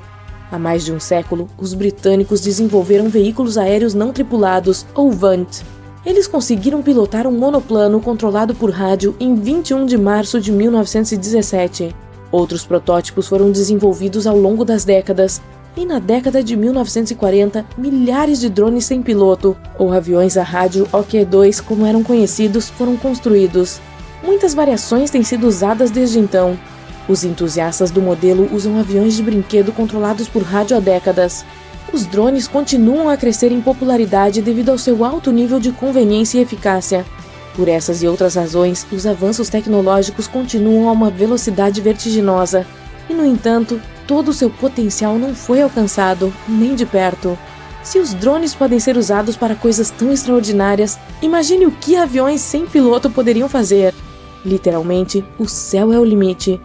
Embora muitos ainda estejam com medo, a humanidade já voa há mais de 100 anos. A tecnologia existe. Depende se o público está pronto, de certa forma, para dar o salto necessário em direção ao futuro. Você se senta no avião e observa ao redor. É uma aeronave grande, espaçosa e nova. Então olha para cima. Algo chama sua atenção para aquele pequeno compartimento sobre o seu assento e que contém sua máscara de oxigênio. Pensando nisso, só viu aquilo durante as demonstrações de segurança em voo. Que seja para o bem. Você pensa e relaxa no seu banco. E acorda com gritos e empurrões fortes. Uma das comissárias de bordo está dizendo algo em tom de urgência, mas ainda desorientado depois de seu cochilo, não dá para entender o significado do anúncio. E então, bem na frente do seu rosto, há uma máscara de oxigênio. Você a coloca sobre seu rosto e aí... Prestou atenção na demonstração de segurança? Então, segura os apoios para braços e fecha os olhos, tentando se acalmar. Por mais impossível que pareça. Mas você sabe o que está acontecendo dentro da sua máscara de oxigênio? Bem, vamos falar sobre isso. Ela é acionada automaticamente em caso de perda de pressão da cabine. Isso pode acontecer por vários motivos, como problemas com a fuselagem ou mau funcionamento das válvulas que bombeiam ar para dentro do avião. Mas a maioria desses incidentes não apresenta uma ameaça de vida, se a colocação das máscaras for feita como deveria. O problema com o ar acima de 3.000 metros é que ele contém pouco oxigênio para respirar. É por isso que, uma vez que uma aeronave voa acima dessa altitude, o sistema de pressurização entra em ação. A principal tarefa dele é criar as mesmas condições respiráveis encontradas entre 1.500 e 2.500 metros. Se por algum motivo esse sistema falhar, as máscaras de oxigênio caem. Caso isso aconteça, é fundamental colocar a máscara nos primeiros 18 segundos depois disso. Se você procrastinar, sentirá os efeitos da hipóxia, quando os níveis de oxigênio no sangue baixam muito rapidamente e ficará sonolento. E se continuar ignorando o oxigênio suplementar, é provável que desmaie. De qualquer forma, você agiu rápido e agora consegue respirar à vontade. Mas por quanto tempo? E é oxigênio mesmo que está inalando? Em primeiro lugar, percebe com horror que a máscara não infla. Não se preocupe, nem deveria. Ela deve subir e descer junto com a sua respiração. Então, tudo funciona perfeitamente bem, mesmo que pareça que não. Agora segure-se na cadeira. Aqui está uma notícia chocante. Não há oxigênio na máscara. Em vez dele, existem vários produtos químicos que, combinados, imitam o bom e velho gás respirável. A principal razão para isso é a segurança. Essa mistura é muito menos inflamável do que os tanques de oxigênio. De qualquer forma, a reação química que acontece ali é a razão pela qual você pode sentir o cheiro de algo queimando ao colocar o acessório. São os produtos químicos que se misturam e formam essa nova substância. Em caso de incêndio de verdade, a máscara simplesmente não cairá. Os produtos químicos no interior podem, infelizmente, alimentar as chamas. E não se esqueça que na sua máscara só há oxigênio suficiente para no máximo 20 minutos. Esse tempo costuma ser suficiente para que o avião desça até a altitude necessária. Quando os produtos químicos da máscara estão todos esgotados, ela interrompe o fluxo de ar. Mas a essa altura, você já está em uma altitude que pode respirar sem ajuda adicional. A propósito, as máscaras de oxigênio não são usadas com muita frequência. Nas companhias aéreas dos Estados Unidos, foram apenas 2.800 casos em um período de 40 anos. Em outras palavras, o oxigênio adicional foi necessário apenas 10 vezes a cada 1 bilhão de horas voo. A altitude média de cruzeiro de uma aeronave comercial é de 9.500 a 11.500 metros. Por que os aviões não podem subir mais do que isso? Bem, não é que não podem, eles simplesmente não o fazem, porque os pilotos não sabem contar tão alto. Não é isso. É porque se subissem mais, haveria sérios problemas de segurança. Em primeiro lugar, se um avião está voando muito alto, ele leva muito mais tempo para voltar a uma altitude segura. Durante uma emergência, como uma descompressão rápida, quando cada segundo conta, isso pode se tornar um problema sério. Além disso, ao viajar em altitudes superiores a 11.500 metros, as aeronaves não conseguem se comunicar com os serviços terrestres tão bem quanto em voos mais baixos. Em menores altitudes, elas também podem depender parcialmente do vento. E se forem muito para o alto, sem nenhum suporte adicional, desperdiçam muito combustível para permanecer no ar. Além disso, o ar pode não fornecer sustentação suficiente para manter a máquina funcionando. A subida é feita pela diferença na pressão atmosférica, mas em grandes altitudes, essa diferença simplesmente não é suficiente. O ar pode não parecer algo real, pois não é material como metal ou plástico, e ainda assim é uma das coisas que mantém os aviões lá em cima. Digamos que um deles está indo para o espaço. Uou! Ele tem asas grandes e inteligentemente projetadas e motores superpotentes. Mas, quanto mais alto vai, mais rarefeito se torna o ar, até que ele fica quase zerado. E então, nada pode sustentar a aeronave e ajudá-la a ir mais longe se houver um quase vácuo ao redor. É por isso que ainda precisamos de foguetes para chegar ao espaço. Mas voltando ao seu voo, o avião está agora em uma altitude segura e você não precisa mais da sua máscara de oxigênio. Porém, algo interessante o faz pensar. Durante toda a jornada, não ouvi os pilotos mencionarem os detalhes de emergência nenhuma vez. Isso porque eles são sempre muito cuidadosos com o que e como dizem. E nunca anunciaram nada dramático, como falha ou mau funcionamento. Eles minimizam qualquer problema existente substituindo visibilidade zero por um pouco de neblina. Algo está quebrado por alguns problemas técnicos. E assim por diante. Isso é chamado de discurso positivo. Ei, parece que acabamos de ejetar nossas asas. Bem, isso deve nos ajudar a economizar no peso. Os comissários de bordo também devem prestar atenção a isso, mas os passageiros percebem os anúncios dos pilotos como sendo os mais importantes e, estatisticamente, os ouvem com atenção 100% do tempo. Ao mesmo tempo, se houver um problema realmente sério para o qual precise estar preparado, você definitivamente será informado. Agora imagine isso, você entra na cabine de passageiros de um avião espaçoso e assim que encontra o seu lugar, percebe que pelas próximas horas estará espremido no assento do meio entre dois outros seres humanos. Mas veja, há uma fileira de assentos totalmente vazia na parte de trás. Hora de trocar de lugar. Mas é preciso ter em mente que, ao fazer isso, pode colocar em risco a segurança de todos. Sério. Em primeiro lugar, você provavelmente não será a única pessoa querendo mudar de lugar. E se alguns passageiros fizerem isso, podem atrapalhar o equilíbrio da aeronave. E como a maioria delas é extremamente sensível a qualquer mudança no seu centro de gravidade, isso pode levar a consequências muito desagradáveis. Discurso positivo novamente. Os pilotos devem saber a distribuição de peso durante a decolagem para fazer cálculos especiais. Se esses cálculos estiverem errados, há chances de a aeronave colidir quando tentar sair do solo. Mas, mesmo que o pior não aconteça, os pilotos ainda podem ter sérios problemas com o controle do avião. Por exemplo, um deles quase não conseguiu virar a aeronave depois que apenas 4 passageiros deixaram seus assentos designados e se mudaram para a frente da cabine.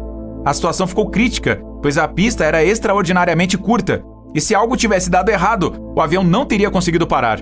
Outra coisa que também pode atrapalhar o equilíbrio é se a equipe de terra guardar as bagagens incorretamente, como no compartimento traseiro em vez do dianteiro. Nesse caso, a aeronave pode subir muito rápido e o piloto terá dificuldade em tentar não perder a velocidade.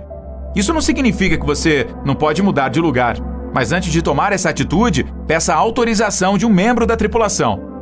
Ainda trêmulo depois do susto que acabou de levar, você tenta se distrair. Felizmente, tem um assento na janela e pode observar as nuvens e... Espere! De repente percebe a forma como as asas estão flexionando. Elas parecem bater tanto que você fica preocupado se podem cair.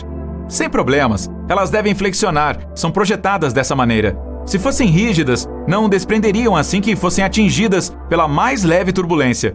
A propósito, os pilotos recomendam que os passageiros nervosos e que têm medo da turbulência escolham assentos no meio da cabine. A turbulência afeta mais as partes dianteira e traseira. A do meio, sobre as asas, não treme tanto. Talvez você se sinta um pouco mais calmo se souber que os aviões podem operar com segurança com um só motor, mesmo durante a decolagem e o pouso. E ambos os motores falharem ao mesmo tempo é quase inédito. Ainda que algo assim aconteça, a aeronave não cairá do céu como uma pedra. Se os motores pararem de funcionar em grandes altitudes, os pilotos ainda têm pelo menos 20 minutos para encontrar um local para pousar. Isso pode ocorrer mesmo que as rodas estiverem danificadas. Parece assustador, mas se o trem de pouso ficar emperrado, os pilotos simplesmente derrapam a barriga do avião na pista. Se tudo for feito corretamente, esses pousos são mais ou menos seguros. Senhoras e senhores, estamos prestes a pousar no nosso destino. Mais ou menos.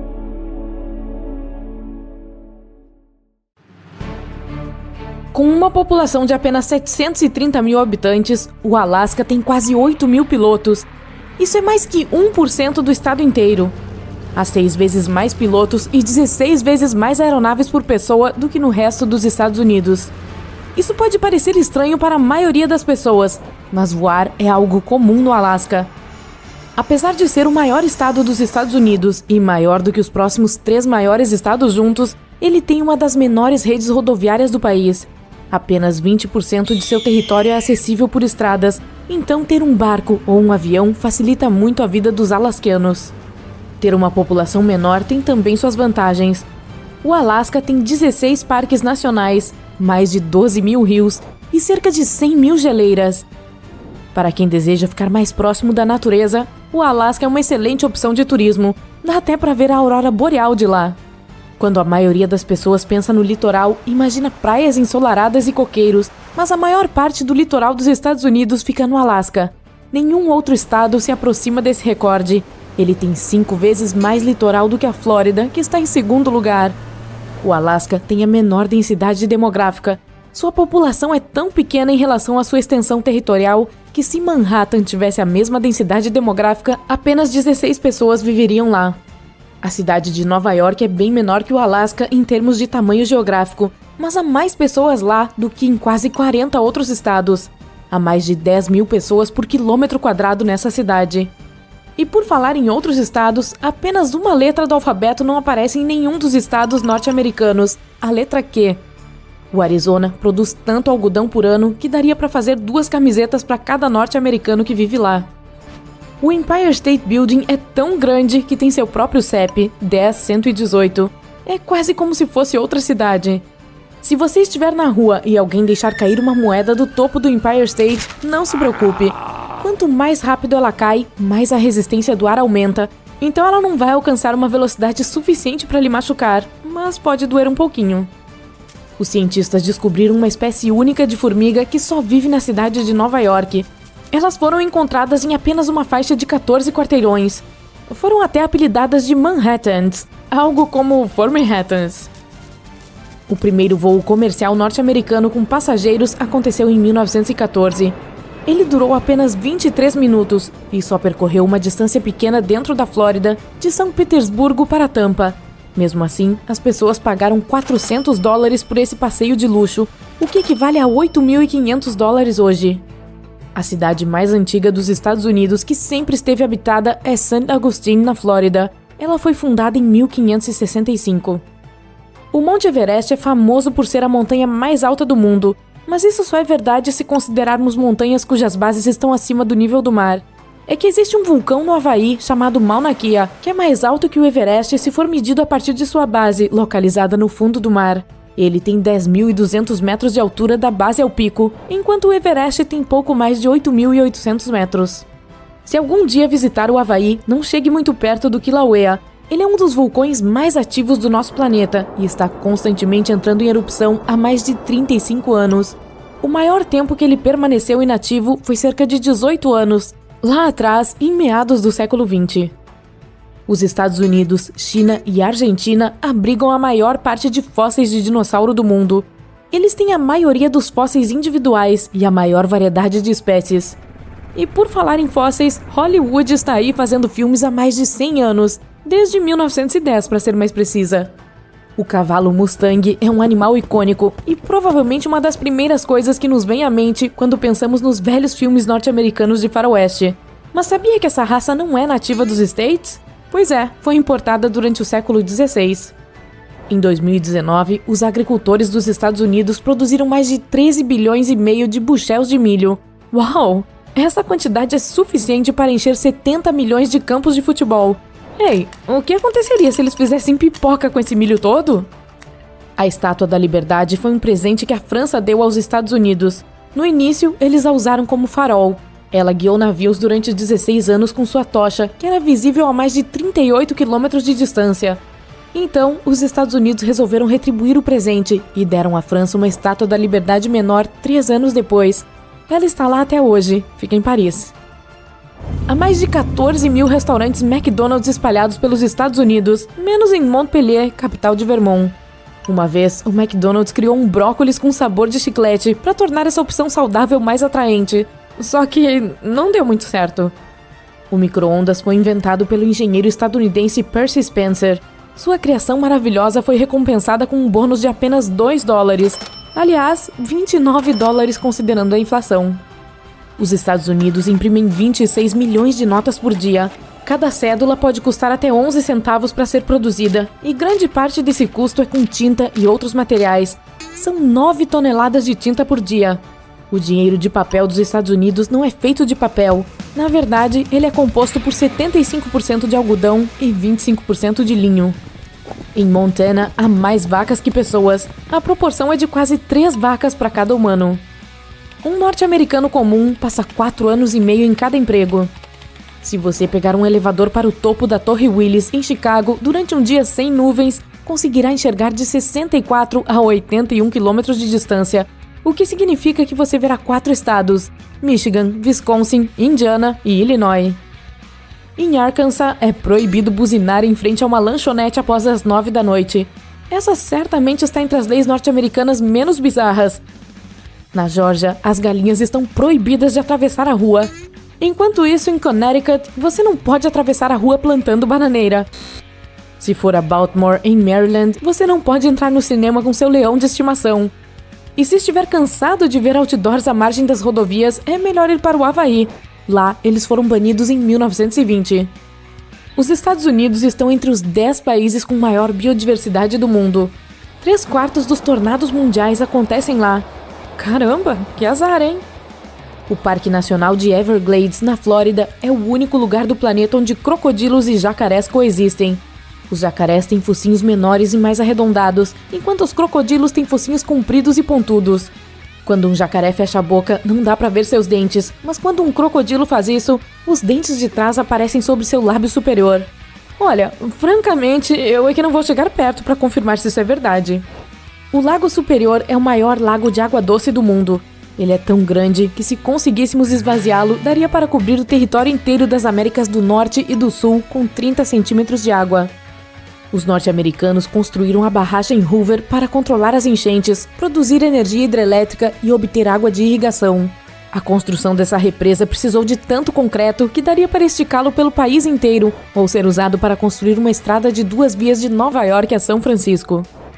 Os norte-americanos gostam tanto de pizza que comem cerca de 405 mil metros quadrados desse alimento todos os dias.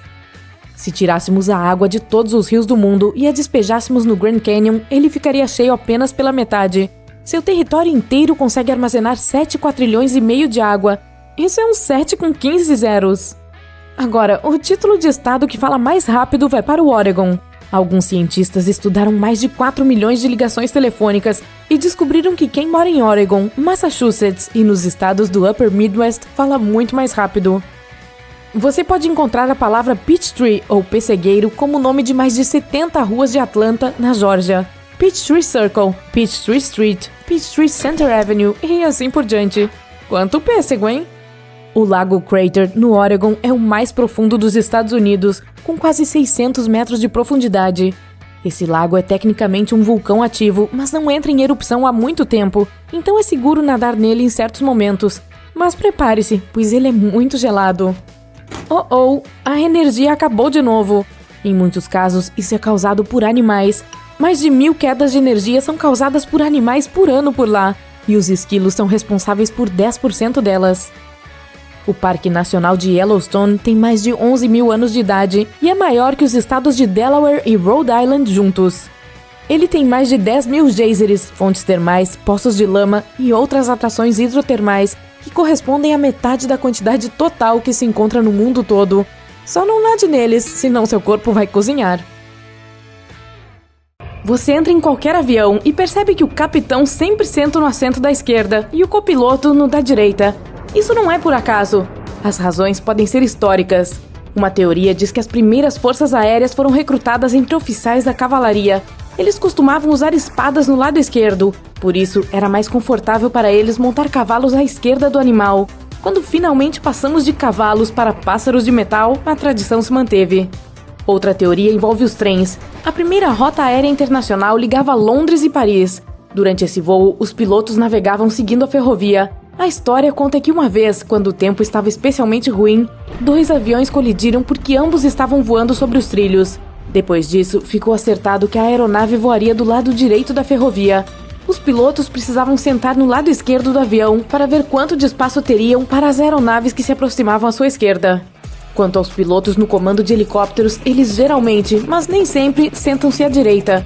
Os helicópteros são mais instáveis que os aviões. É por isso que os pilotos preferem não largar o manche cíclico. Esse manche controla a direção e altitude do helicóptero. O cíclico fica entre os joelhos do piloto e ele usa a mão direita para segurá-lo. A mão esquerda do piloto move a alavanca do coletivo, que altera o ângulo de ataque das pás e pressiona outros botões no console central. A propósito, ambos os lugares têm controle total de um avião. Não há regulamentos especificando qual assento deve ser ocupado pelo capitão e pelo copiloto. O copiloto é tão experiente e capaz de pilotar um avião quanto o capitão. O capitão geralmente leva o avião até seu destino e o copiloto o opera na volta. Os pilotos são testados a cada 6 a 8 meses. Eles usam simuladores de voo e praticam todo tipo de emergências. Depois disso, examinadores os avaliam. Testes técnicos e de segurança e exames médicos também são feitos regularmente. Um assento extra na cabine atrás dos pilotos é para os inspetores que monitoram o voo. Esse assento também é chamado de assento auxiliar, porque quando a pessoa se levanta, ele se dobra imediatamente. Sim, muito parecido com assentos de cinema. Se você é um passageiro nervoso, escolha um assento no meio da cabine se possível. A turbulência afeta principalmente as partes dianteira e traseira da cabine. A seção do meio, que fica sobre as asas, não é muito abalada. Imagine o avião como uma grande gangorra. O princípio é semelhante quando se trata de turbulência. Ao escolher um assento na janela, você terá a oportunidade de ver como as asas do avião se flexionam e batem. Elas são projetadas para se moverem dessa maneira. Se fossem rígidas, elas se desprenderiam assim que a turbulência atingisse o avião. Bem, isso é reconfortante. Na maioria dos casos, a turbulência o leva apenas alguns metros para baixo, embora possa parecer que você está caindo do topo do Empire State Building. Uhul! Se a turbulência for forte o suficiente para os pilotos pedirem aos comissários de bordo que se sentem, o avião pode cair de 3 a 6 metros. A turbulência mais severa é super rara, mas pode fazer um avião cair 30 metros. Será que as letras SSSS da sua passagem de avião são motivo para se preocupar? O que é mais perigoso do que a turbulência? Devemos mesmo ser os primeiros a embarcar? Você está prestes a descobrir tudo isso.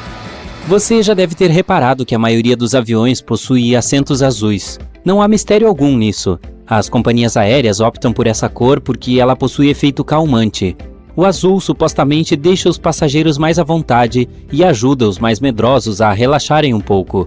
Mas existe outro motivo mais prático. Manchas, sujeiras e arranhões ficam menos visíveis em tecidos azul escuros. Nunca descarte sua passagem em locais públicos. Ela contém muitas informações importantes, como o seu nome e número de passageiro frequente. Isso pode permitir que alguém olhe suas reservas futuras, mude seu assento ou até cancele seus voos. Então, a melhor forma de se livrar de uma já usada é levá-la para casa e triturá-la. Por falar nisso, se algum dia você vir as letras SSSS ou S na sua passagem, prepare-se para passar por verificações extras de segurança. Em vez das letras, pode haver também um sinal quadriculado. De qualquer forma, se houver alguns desses símbolos, sua bagagem também pode precisar passar por uma inspeção mais minuciosa. Por que podem escolher você para uma triagem secundária? Alguns dos critérios são comprar uma passagem só de ida ou pagar em dinheiro.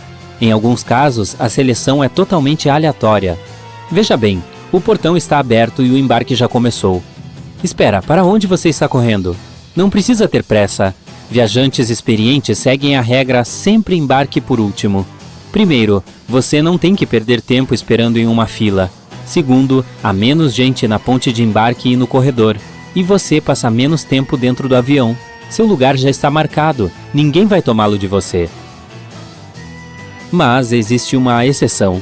Se estiver carregando uma bagagem de mão gordinha, faz sentido não deixar para embarcar por último. Caso contrário, é bem provável que o compartimento acima do seu assento já esteja cheio quando você chegar.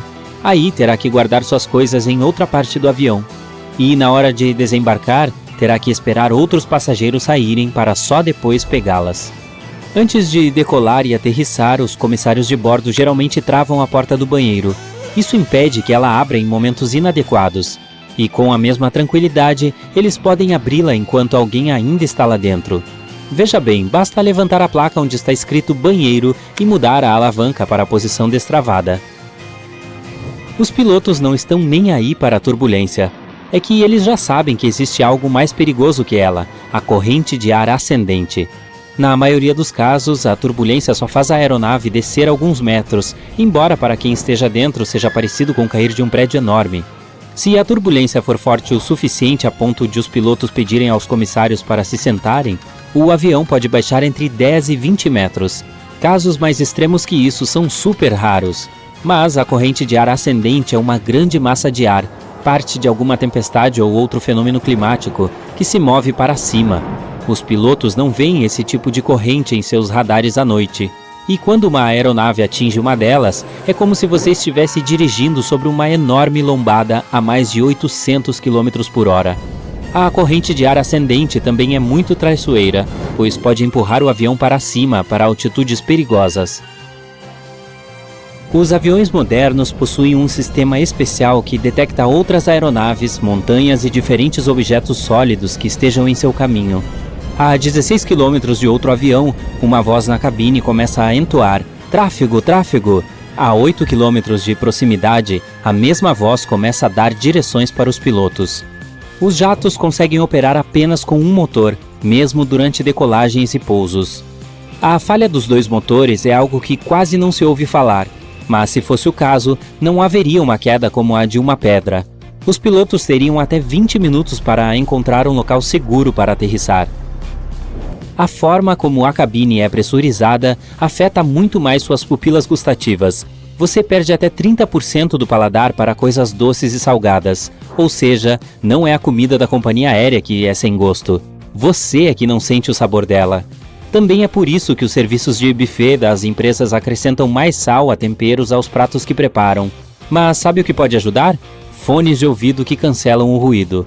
Sabe-se lá por quê, isso certamente tem alguma explicação científica. Não ouvir barulho algum ajuda suas pupilas gustativas. Cada um dos dings que você ouve durante o voo tem seu próprio significado. Na maioria das companhias aéreas, o som boing, logo após a decolagem, indica que o trem de pouso está sendo retraído. 3 dings seguidos indicam mais urgência do que apenas um, e um toque alto e baixo informa a tripulação que os colegas precisam de apoio em outra parte da cabine. 3 badaladas significam que há uma séria turbulência à frente. Os comissários devem largar carrinhos de refeições, sentar e apertar os cintos. Se você tem medo de voar, escolha um assento no meio da cabine. A turbulência geralmente afeta mais as partes da frente e de trás. No meio, mais ou menos na altura das asas, não há tantas sacudidas. Pilotos e copilotos ingerem refeições diferentes. O motivo para essa precaução é muito simples. Já pensou se os dois comem a mesma coisa e sofrem alguma intoxicação alimentar? Nesse caso, não sobrará ninguém para controlar o avião. Mas se eles quiserem a mesma comida e não concordarem em comer nada diferente, existe um recurso a mais de segurança: não fazer a refeição ao mesmo tempo. Se um piloto comer e se sentir bem algumas horas depois, o outro pode ingerir a mesma comida também. Na sua opinião, qual é o lugar mais sujo dentro do avião? Não é o vaso sanitário, nem qualquer outra coisa do banheiro. Os comissários de bordo alertam que é preciso tomar cuidado redobrado com encostos de cabeça, bolsos do assento, mesinhas retráteis e cintos. Experimentos mostraram que 1/3 de todos os cintos de segurança possui leveduras de mofo. A maioria das mesas retráteis é coberta por bactérias. Os bolsos dos assentos são extremamente sujos também, mas os encostos são ainda mais. A equipe não costuma ter tempo suficiente para trocar ou desinfetá-los entre um voo e outro.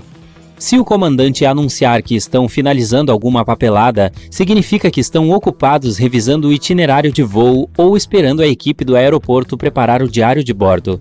Trata-se de um livro que contém o registro oficial de uma viagem. Alguns aviões, principalmente os que percorrem grandes distâncias, possuem quartos secretos para os membros da tripulação descansarem um pouco. Esses locais, chamados de compartimentos de descanso da tripulação, ficam na parte de trás da aeronave ou atrás do cockpit e podem ter até 10 camas confortáveis. As janelas são feitas de um acrílico super forte que reage bem a altas velocidades, e os painéis delas possuem um formato especial para que a alta pressão de dentro da cabine empurre-os contra o corpo da aeronave. Resumindo, as janelas são difíceis de quebrar. Houve uma época em que elas eram quadradas, mas a pressão se acumulava nos cantos, fazendo com que esses pontos ficassem fracos. Isso significa que cada janela quadrada tinha 4 pontos fracos. Isso as tornava suscetíveis à quebra sob o enorme estresse das grandes altitudes. Ainda bem que as de formato redondo resolveram esse problema de uma vez por todas. Essa forma distribui a pressão e reduz a probabilidade de surgirem rachaduras ou qualquer outro dano. Os aviões são atingidos por raios frequentemente, pelo menos uma vez ao ano ou a cada 1000 horas de voo. Hoje em dia, isso é totalmente seguro. A descarga elétrica simplesmente passa pelo casco de alumínio sem causar nenhum dano às aeronaves. Mas sabia que, além de serem atingidas por raios, elas também os provocam? Quando uma delas está passando dentro de uma nuvem, a fricção entre a fuselagem e o ar cria eletricidade estática, e às vezes isso pode causar relâmpagos. Como as aranhas conseguem sobreviver quando perdem uma pata? Quando elas estão em uma situação perigosa e tentando fugir, podem ficar sem pernas que só serão regeneradas alguns meses depois. Elas sobrevivem sem problema algum, pois na maioria das vezes as patas se soltam em pontos de quebra, que são articulações com músculos que se contraem sem que aconteça muita perda de sangue. Se o aracnídeo perder uma perna na parte que vem antes do ponto de quebra, continuará sem ela, mas perderá mais sangue. Será mais difícil para o animal se recuperar nesse caso. E por falar em aranhas, você já percebeu que às vezes elas ficam sem se mexer por um bom tempo? Isso acontece enquanto esperam alguma presa pousar em sua teia. Quando se mexem, gastam energia e chamam muita atenção. Aí serão facilmente avistadas por um passarinho faminto que está à procura de um lanchinho rápido, ou continuarão com fome, pois os mosquitos não vão chegar perto da teia. Enquanto estão tecendo a teia, as aranhas despendem muita energia. E mesmo depois que terminam o trabalho, podem esperar dias ou até semanas para pegar alguma coisa. Então, é importante poupar o máximo possível de energia. As caçadoras são mais ativas, mas em sua maioria são predadoras noturnas, ou seja, passam o dia inteiro descansando, escondidas debaixo de uma pedra ou em um ninho. Batatas assadas podem continuar quentes por um bom tempo. Isso tem a ver com a crosta gordurosa e rica em amido que funciona como uma camada isolante. Quando você pré-cozinha uma batata, isso faz os grânulos de amido absorverem mais água e incharem até as moléculas de carboidrato escaparem e produzirem uma espécie de gel encorpado. Ao levá-la ao forno, a temperatura alta tira a umidade dela. Isso faz o amido gelatinoso que está do lado de fora enrijecer, formando uma crosta crocante que prende o calor interno. O óleo da forma se junta na crosta também, formando uma forte estrutura isolante. Os passarinhos não são eletrocutados quando pousam sobre os fios de energia, porque não são as voltagens que podem prejudicá-los, e sim a diferença entre elas, sem as quais a eletricidade não flui. Então, se você vir um passarinho pousar sobre uma única linha que tem, digamos, 35.000 volts, a falta de uma diferença de voltagem é o que manterá o animal seguro. Mas se ele esticar acidentalmente as asas e encostar em outra rede elétrica que possui uma voltagem diferente, será o fim do bichinho. É por isso que as companhias de energia sempre deixam bastante espaço entre os cabos. Você já se perguntou por que os pilotos de avião não tentam pousar na grama quando o trem de pouso não é acionado? A grama pode parecer uma boa solução a princípio, pois é macia, mas a superfície não é nivelada nem lisa. Quando a pressão é alta, pousar nesse piso pode causar movimentos imprevisíveis e gerar problemas por causa dos sacolejos e da pressão desigual. Dessa maneira, há o risco de ocorrer vazamento de combustível e de emperramento das portas. As cabeças carecas costumam ser brilhantes, mesmo quando a pele de outras partes do corpo humano não são. Grande parte da nossa pele é coberta por pelos minúsculos, que dão a ela um aspecto aveludado, parecido com a casca de um pêssego. Quando o homem fica calvo, os folículos capilares costumam encolher e se transformar em células de pele, o que significa que não há pelo algum ali. O brilho da careca é causado pelas glândulas sebáceas que produzem e secretam uma substância oleosa que protege a pele. Elas ficam em toda a extensão cutânea, mas há mais delas na cabeça. Então, esse óleo cobre a pele, fazendo com que ela pareça ter sido encerada. Os gatos domésticos raramente miam uns para os outros, mas eles batem altos papos com os humanos. Isso pode ter a ver com a domesticação. O processo de adestrar esses felinos e tê-los como animais de estimação começou por volta de 10 mil anos atrás. Antes disso, os bichanos viviam sozinhos. Eles raramente se encontravam com outros da espécie e nem precisavam usar suas vozes para se comunicar. Os gatos faziam isso pelo cheiro, se esfregando contra objetos como uma árvore, por exemplo. Dessa maneira, nem precisavam se encontrar cara a cara com outros membros de sua espécie para mandar algum recado. E é assim que eles mais se comunicam até hoje. Os humanos não têm um olfato tão bom quanto os bichanos, então essas criaturas tiveram que pensar em uma forma de nos dizer o que queriam. E foi assim que os miados surgiram. Se estiver planejando passar o dia em um deserto, tipo o do Saara, no norte da África, é bom levar um bom protetor solar e muita água, claro. Mas não se esqueça de um saco de dormir se estiver pensando em passar a noite por lá também. Os desertos ficam gélidos à noite. No Saara, as temperaturas variam de 38 graus durante o dia a -4 à noite. Essa mudança drástica ocorre por causa de 2 fatores: a umidade e a areia. A areia não retém calor muito bem. Quando a luz e o calor do sol atingem o deserto, são absorvidos pelos grãos de areia da camada superior. Mas eles os liberam de volta no ar rapidinho. Então, durante o dia, a areia reflete a energia que vem do sol, aquecendo o ar e causando temperaturas extremamente altas. E durante a noite, a areia perde calor muito rápido também. Mas não há luz solar para reaquecer o deserto. Isso deixa a areia mais fria que antes e as temperaturas despencam. Em desertos áridos, como o do Atacama, no Chile, e do Saara, na África, a umidade é extremamente baixa. Isso significa que a quantidade de vapor de água no ar é quase zero. Ao contrário da areia, a água é uma ótima retentora de calor. O vapor de água no ar prende o calor perto do chão. É como cobrir o chão com um lençol gigante. Isso impede que o ar quente se dissipe na atmosfera. Outra coisa, quando o ar tem um alto nível de umidade, exige mais energia para aquecer. Isso significa que leva mais tempo para essa mesma energia desaparecer e para os arredores ficarem mais frios. Como quase não há umidade nos desertos, essas regiões podem aquecer e resfriar muito rápido. Se você esquentar água no micro-ondas para fazer chá, ele terá um sabor menos gostoso do que se ela for aquecida em uma chaleira. Isso porque a temperatura do líquido é a chave de um chá saboroso. A água deve atingir o ponto de fervura antes de ser despejada sobre as folhas, sejam elas soltas ou presas em sachês. Isso é muito mais fácil usando uma chaleira, tanto a elétrica quanto a de fogão. Quando a chama está acesa ou a chaleira está ligada, a água do fundo é aquecida. E à medida que vai ficando mais quente, a do resto do recipiente atinge o ponto de fervura. O micro-ondas não aquece do fundo para cima. Ele cria ondas eletromagnéticas que saltam aleatoriamente no interior dele. Você já deve ter percebido isso quando esquentou alguma sobra de comida. Parte ficou congelada, enquanto outros pontos ficaram extremamente quentes. O mesmo acontecerá com a água, pois é difícil controlar a energia do micro-ondas. Um líquido super quente também não faz um bom chá. Quando a água excede os 100 graus, que é o ponto de ebulição dela, pode destruir os componentes que dão aquele gostinho específico para o chá. Você já viu que a maioria dos plugs que os norte-americanos usam possuem furos nos pinos? Eles surgiram no começo do século XX, quando Harvey Hubbell Jr. inventou diferentes tipos de plugs elétricos. Ele começou com o destacável, que foi o primeiro exemplar desse tipo. Alguns de seus designs tinham pinos com recortes, que se encaixavam em pequenas saliências localizadas dentro das tomadas. Esse sistema de encaixe entre as duas partes prendia o plug na tomada.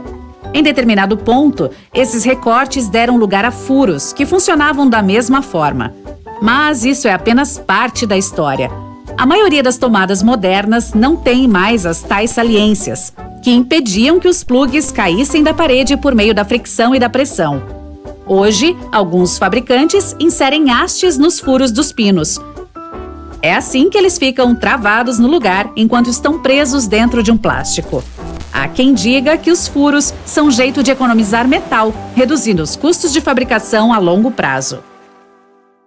Muitos aeroportos possuem carpetes em áreas de embarque. E essa comodidade geralmente vem acompanhada de outras coisinhas, como tetos mais baixos, assentos aconchegantes e uma iluminação agradavelmente natural. Isso tudo gera um custo alto, sem contar que os carpetes não são tão fáceis de limpar como os pisos. Mas vale a pena, porque oferece uma sensação de aconchego para os passageiros que estão à espera do voo, deixando-os mais tranquilos. Mas não pense que essas regalias resultam da generosidade dos aeroportos. Segundo pesquisas, passageiros calmos têm entre 7% e 10% a mais de chance de dar uma olhada nas vitrines e, de fato, comprar alguma coisa na área de espera ou nas lojas de conveniência. Então, investir no conforto pode aumentar o lucro do aeroporto. Se você sempre quis saber o que acontece com a sua bagagem depois que embarca em um avião, a resposta mais simples é que os funcionários do aeroporto não sabem, já que as malas saem da responsabilidade deles. E eles não estão nem aí para isso também, sinto muito. As bagagens são separadas automaticamente. Máquinas escaneiam o código de barras e despacham as malas de acordo com o destino. As 3 principais tarefas de quem trabalha no setor de despacho do aeroporto são levar as bagagens da área de check-in para o terminal de embarque, de um terminal para outro nos casos de conexão e do avião para a área onde elas serão recolhidas pelos respectivos donos. E pronto! Então, se a sua não for movida rapidamente, pode não chegar a tempo para o seu voo de conexão. Ou pode acontecer o contrário, ela chegar ao destino muito antes, por você ter demorado no controle de passaporte. Outro problema é capaz de surgir se você se esquecer de tirar adesivos antigos que mostram um destino diferente. Nesse caso, o scanner talvez envie seus pertences para o local errado. A maioria dos aeroportos é equipada com cozinhas gigantes, onde a comida para os passageiros é preparada para várias companhias aéreas de uma só vez. E como aquela comida deliciosa do avião precisa ser feita entre 6 e 10 horas antes, essas cozinhas funcionam 24 horas por dia. Pode parecer estranho, mas sabia que o cardápio do seu voo é criado com até 1 ano de antecedência? Essa é uma prática comum para a maioria das companhias aéreas, pois cada ingrediente importa e faz diferença no custo total. Só para se ter uma ideia, uma empresa aérea conseguiu economizar $40 mil após retirar apenas uma azeitona da salada que serviam nos voos. Os funcionários do aeroporto às vezes pedem que os passageiros esfreguem as mãos em um pedaço de pano antes de colocá-lo dentro de uma máquina especial. Pode parecer assustador, mas isso é inofensivo. Você está simplesmente sendo verificado por uma máquina chamada atomizador. Antes de o expediente começar, amostras de substâncias químicas perigosas são colocadas dentro da máquina. Ela, então, memoriza esses cheiros e, caso as mãos de alguém tenham um cheiro parecido com o de alguma das amostras, alerta os funcionários sobre o perigo. Outra coisa, você chega para a verificação de segurança e, de repente, descobre que está carregando alguma coisa proibida dentro da sua bagagem de mão. Mas não se preocupe, tudo que é recolhido durante a inspeção pré-voo fica guardado no aeroporto por até 3 meses. Além disso, você tem a oportunidade de despachá-los para qualquer endereço dentro do país. Coisas que foram confiscadas pela equipe de segurança e que não foram recolhidas podem também ser vendidas em leilões e entregues em qualquer parte do planeta. Se tiver que esperar por muito tempo entre um voo e outro, ir para um hotel mais próximo para descansar pode não ser uma opção muito barata. Existe um truque melhor. Verifique se o aeroporto ou companhia aérea vende acesso 24 horas à sala VIP. Na maioria dos casos, você pode comer e beber sem pagar um tostão a mais, além de usar as cabines de banho e quartos por um precinho camarada. Em aeroportos com muitos terminais, procure por passagens subterrâneas que conectam um terminal ao outro e que a maioria das pessoas pode não conhecer. Por exemplo, no de Frankfurt, na Alemanha, há um túnel entre os terminais 1 e 2 que é mais usado por funcionários, já que os passageiros nem sabem da existência dele. Existe um nome para os primeiros 60 minutos após você sair do check-in: Hora Dourada.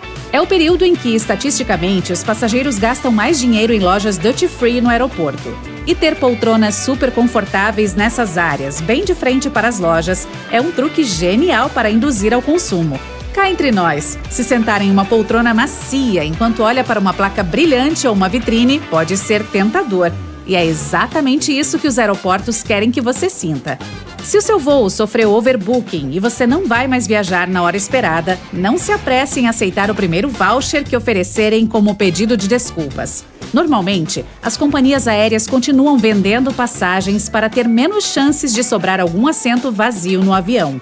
Mas se todos os passageiros comparecerem e você é deixado de fora contra sua vontade, pode exigir um reembolso em dinheiro. Dependendo do valor da passagem e do tempo de espera, pode ter direito a receber até $1.300 de ressarcimento. A maioria dos aeroportos possui especialistas específicos chamados perfiladores criminais. Eles usam uma técnica chamada SPOT, que consiste em observar cuidadosamente expressões faciais, gestos e comportamentos para detectar pessoas suspeitas. O trabalho deles é perceber pistas não verbais de ansiedade, como pessoas lambendo os lábios, se coçando ou olhando muito ao redor. Se um perfilador perceber que uma pessoa está agindo de forma estranha, ele pode convidá-la para uma inspeção, onde conversará para tentar saber mais sobre ela. Os perfiladores trabalham nos halls principais e no controle de passaporte. A pergunta mais comum é: qual é o motivo da sua viagem? Então, eles checam a reação e a resposta. Por mais reservado que um passageiro seja, se ele tiver algo a esconder, os oficiais descobrirão, graças a mínimos detalhes comportamentais. Antes mesmo da sua bagagem entrar no avião, ela passa por 5 níveis de segurança. E um deles, além do escaneamento do conteúdo, inclui uma verificação feita por um cachorro treinado que consegue farejar substâncias perigosas. Todos sabem que o focinho de um cachorro é muito mais eficiente que o de um humano. A precisão para a distinção de cheiros desse animal é de 10.000 a 100.000 vezes melhor do que as pessoas. É por isso que os aeroportos usam esses super farejadores para detectar substâncias ilícitas. O mais legal é que você não conseguiria distinguir um cão farejador de um civil. Ao contrário dos cachorros policiais, os que trabalham em aeroportos não são treinados para amedrontar ou intimidar. Os farejadores mais populares são o Golden Retriever, o Labrador e o German Short-Haired Pointers. Recarregar a bateria do seu celular em um local reservado para isso pode parecer conveniente, mas não é muito seguro. Se a estação de carregamento só permitir plugar o cabo do carregador dela, você pode ter algum malware instalado no telefone sem que sequer perceba. A única forma segura de carregar seu smartphone ou tablet é encontrar uma tomada elétrica e usá-la com seu próprio carregador. O mesmo se aplica ao Wi-Fi do aeroporto. Tirando a parte dos aeroportos exigirem autenticação com mais frequência que o normal, alguém pode acessar facilmente seus dados enquanto você usa um hotspot Wi-Fi desprotegido. É mais seguro utilizar seus próprios dados móveis, mas se precisar mesmo do Wi-Fi do aeroporto, é melhor limpar ou codificar as informações importantes que estão em seu aparelho. Pode ser irritante ter que tirar seu notebook da bagagem de mão toda vez que passa pela verificação de segurança. Mas os funcionários do aeroporto precisam dar uma boa olhada no aparelho para se certificarem de que não há nada escondido dentro dele. Na tela de um scanner de raio-x, o notebook aparece como um objeto semi-transparente, com um disco rígido, drive de CD e outras coisas claramente visíveis. Mas os oficiais de segurança não conseguem ver o que está atrás desses componentes, como uma bateria densa e grande. As pessoas costumam escolher a fila de verificação de segurança mais próxima delas. Se ela estiver muito cheia, olhe ao redor e procure por outro local onde estejam checando identidades e passagens. Você pode encontrar outro ponto de verificação com muito menos gente. Alguns pontos ficam longe, no final dos terminais, e é por isso que os passageiros não os veem. Se inscrever em uma pré-verificação da TSA pode poupar muito tempo quando você for viajar para os Estados Unidos. Ser um membro desse programa tem lá suas vantagens. Primeiro, passar pela segurança e pelo controle de passaporte é muito mais rápido. Se tiver o cartão de pré-verificação, não terá que tirar os sapatos ou o cinto. E esqueça dessa coisa de colocar suas coisas, como líquidos e notebooks, em recipientes especiais. Se não estiver voando para os Estados Unidos ou de lá para outro país, você pode procurar por serviços similares que agilizem o embarque. Se o seu voo for em classe econômica, mas você não gostar, e quem é que gosta? Faça um check-in online e verifique as opções de assento cerca de 4 dias antes do seu voo.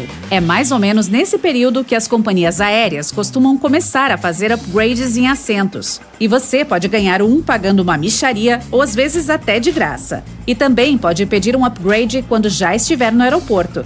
A maioria das pessoas esquece dessa oportunidade ou simplesmente não se importa. Então, quem sabe você dá sorte.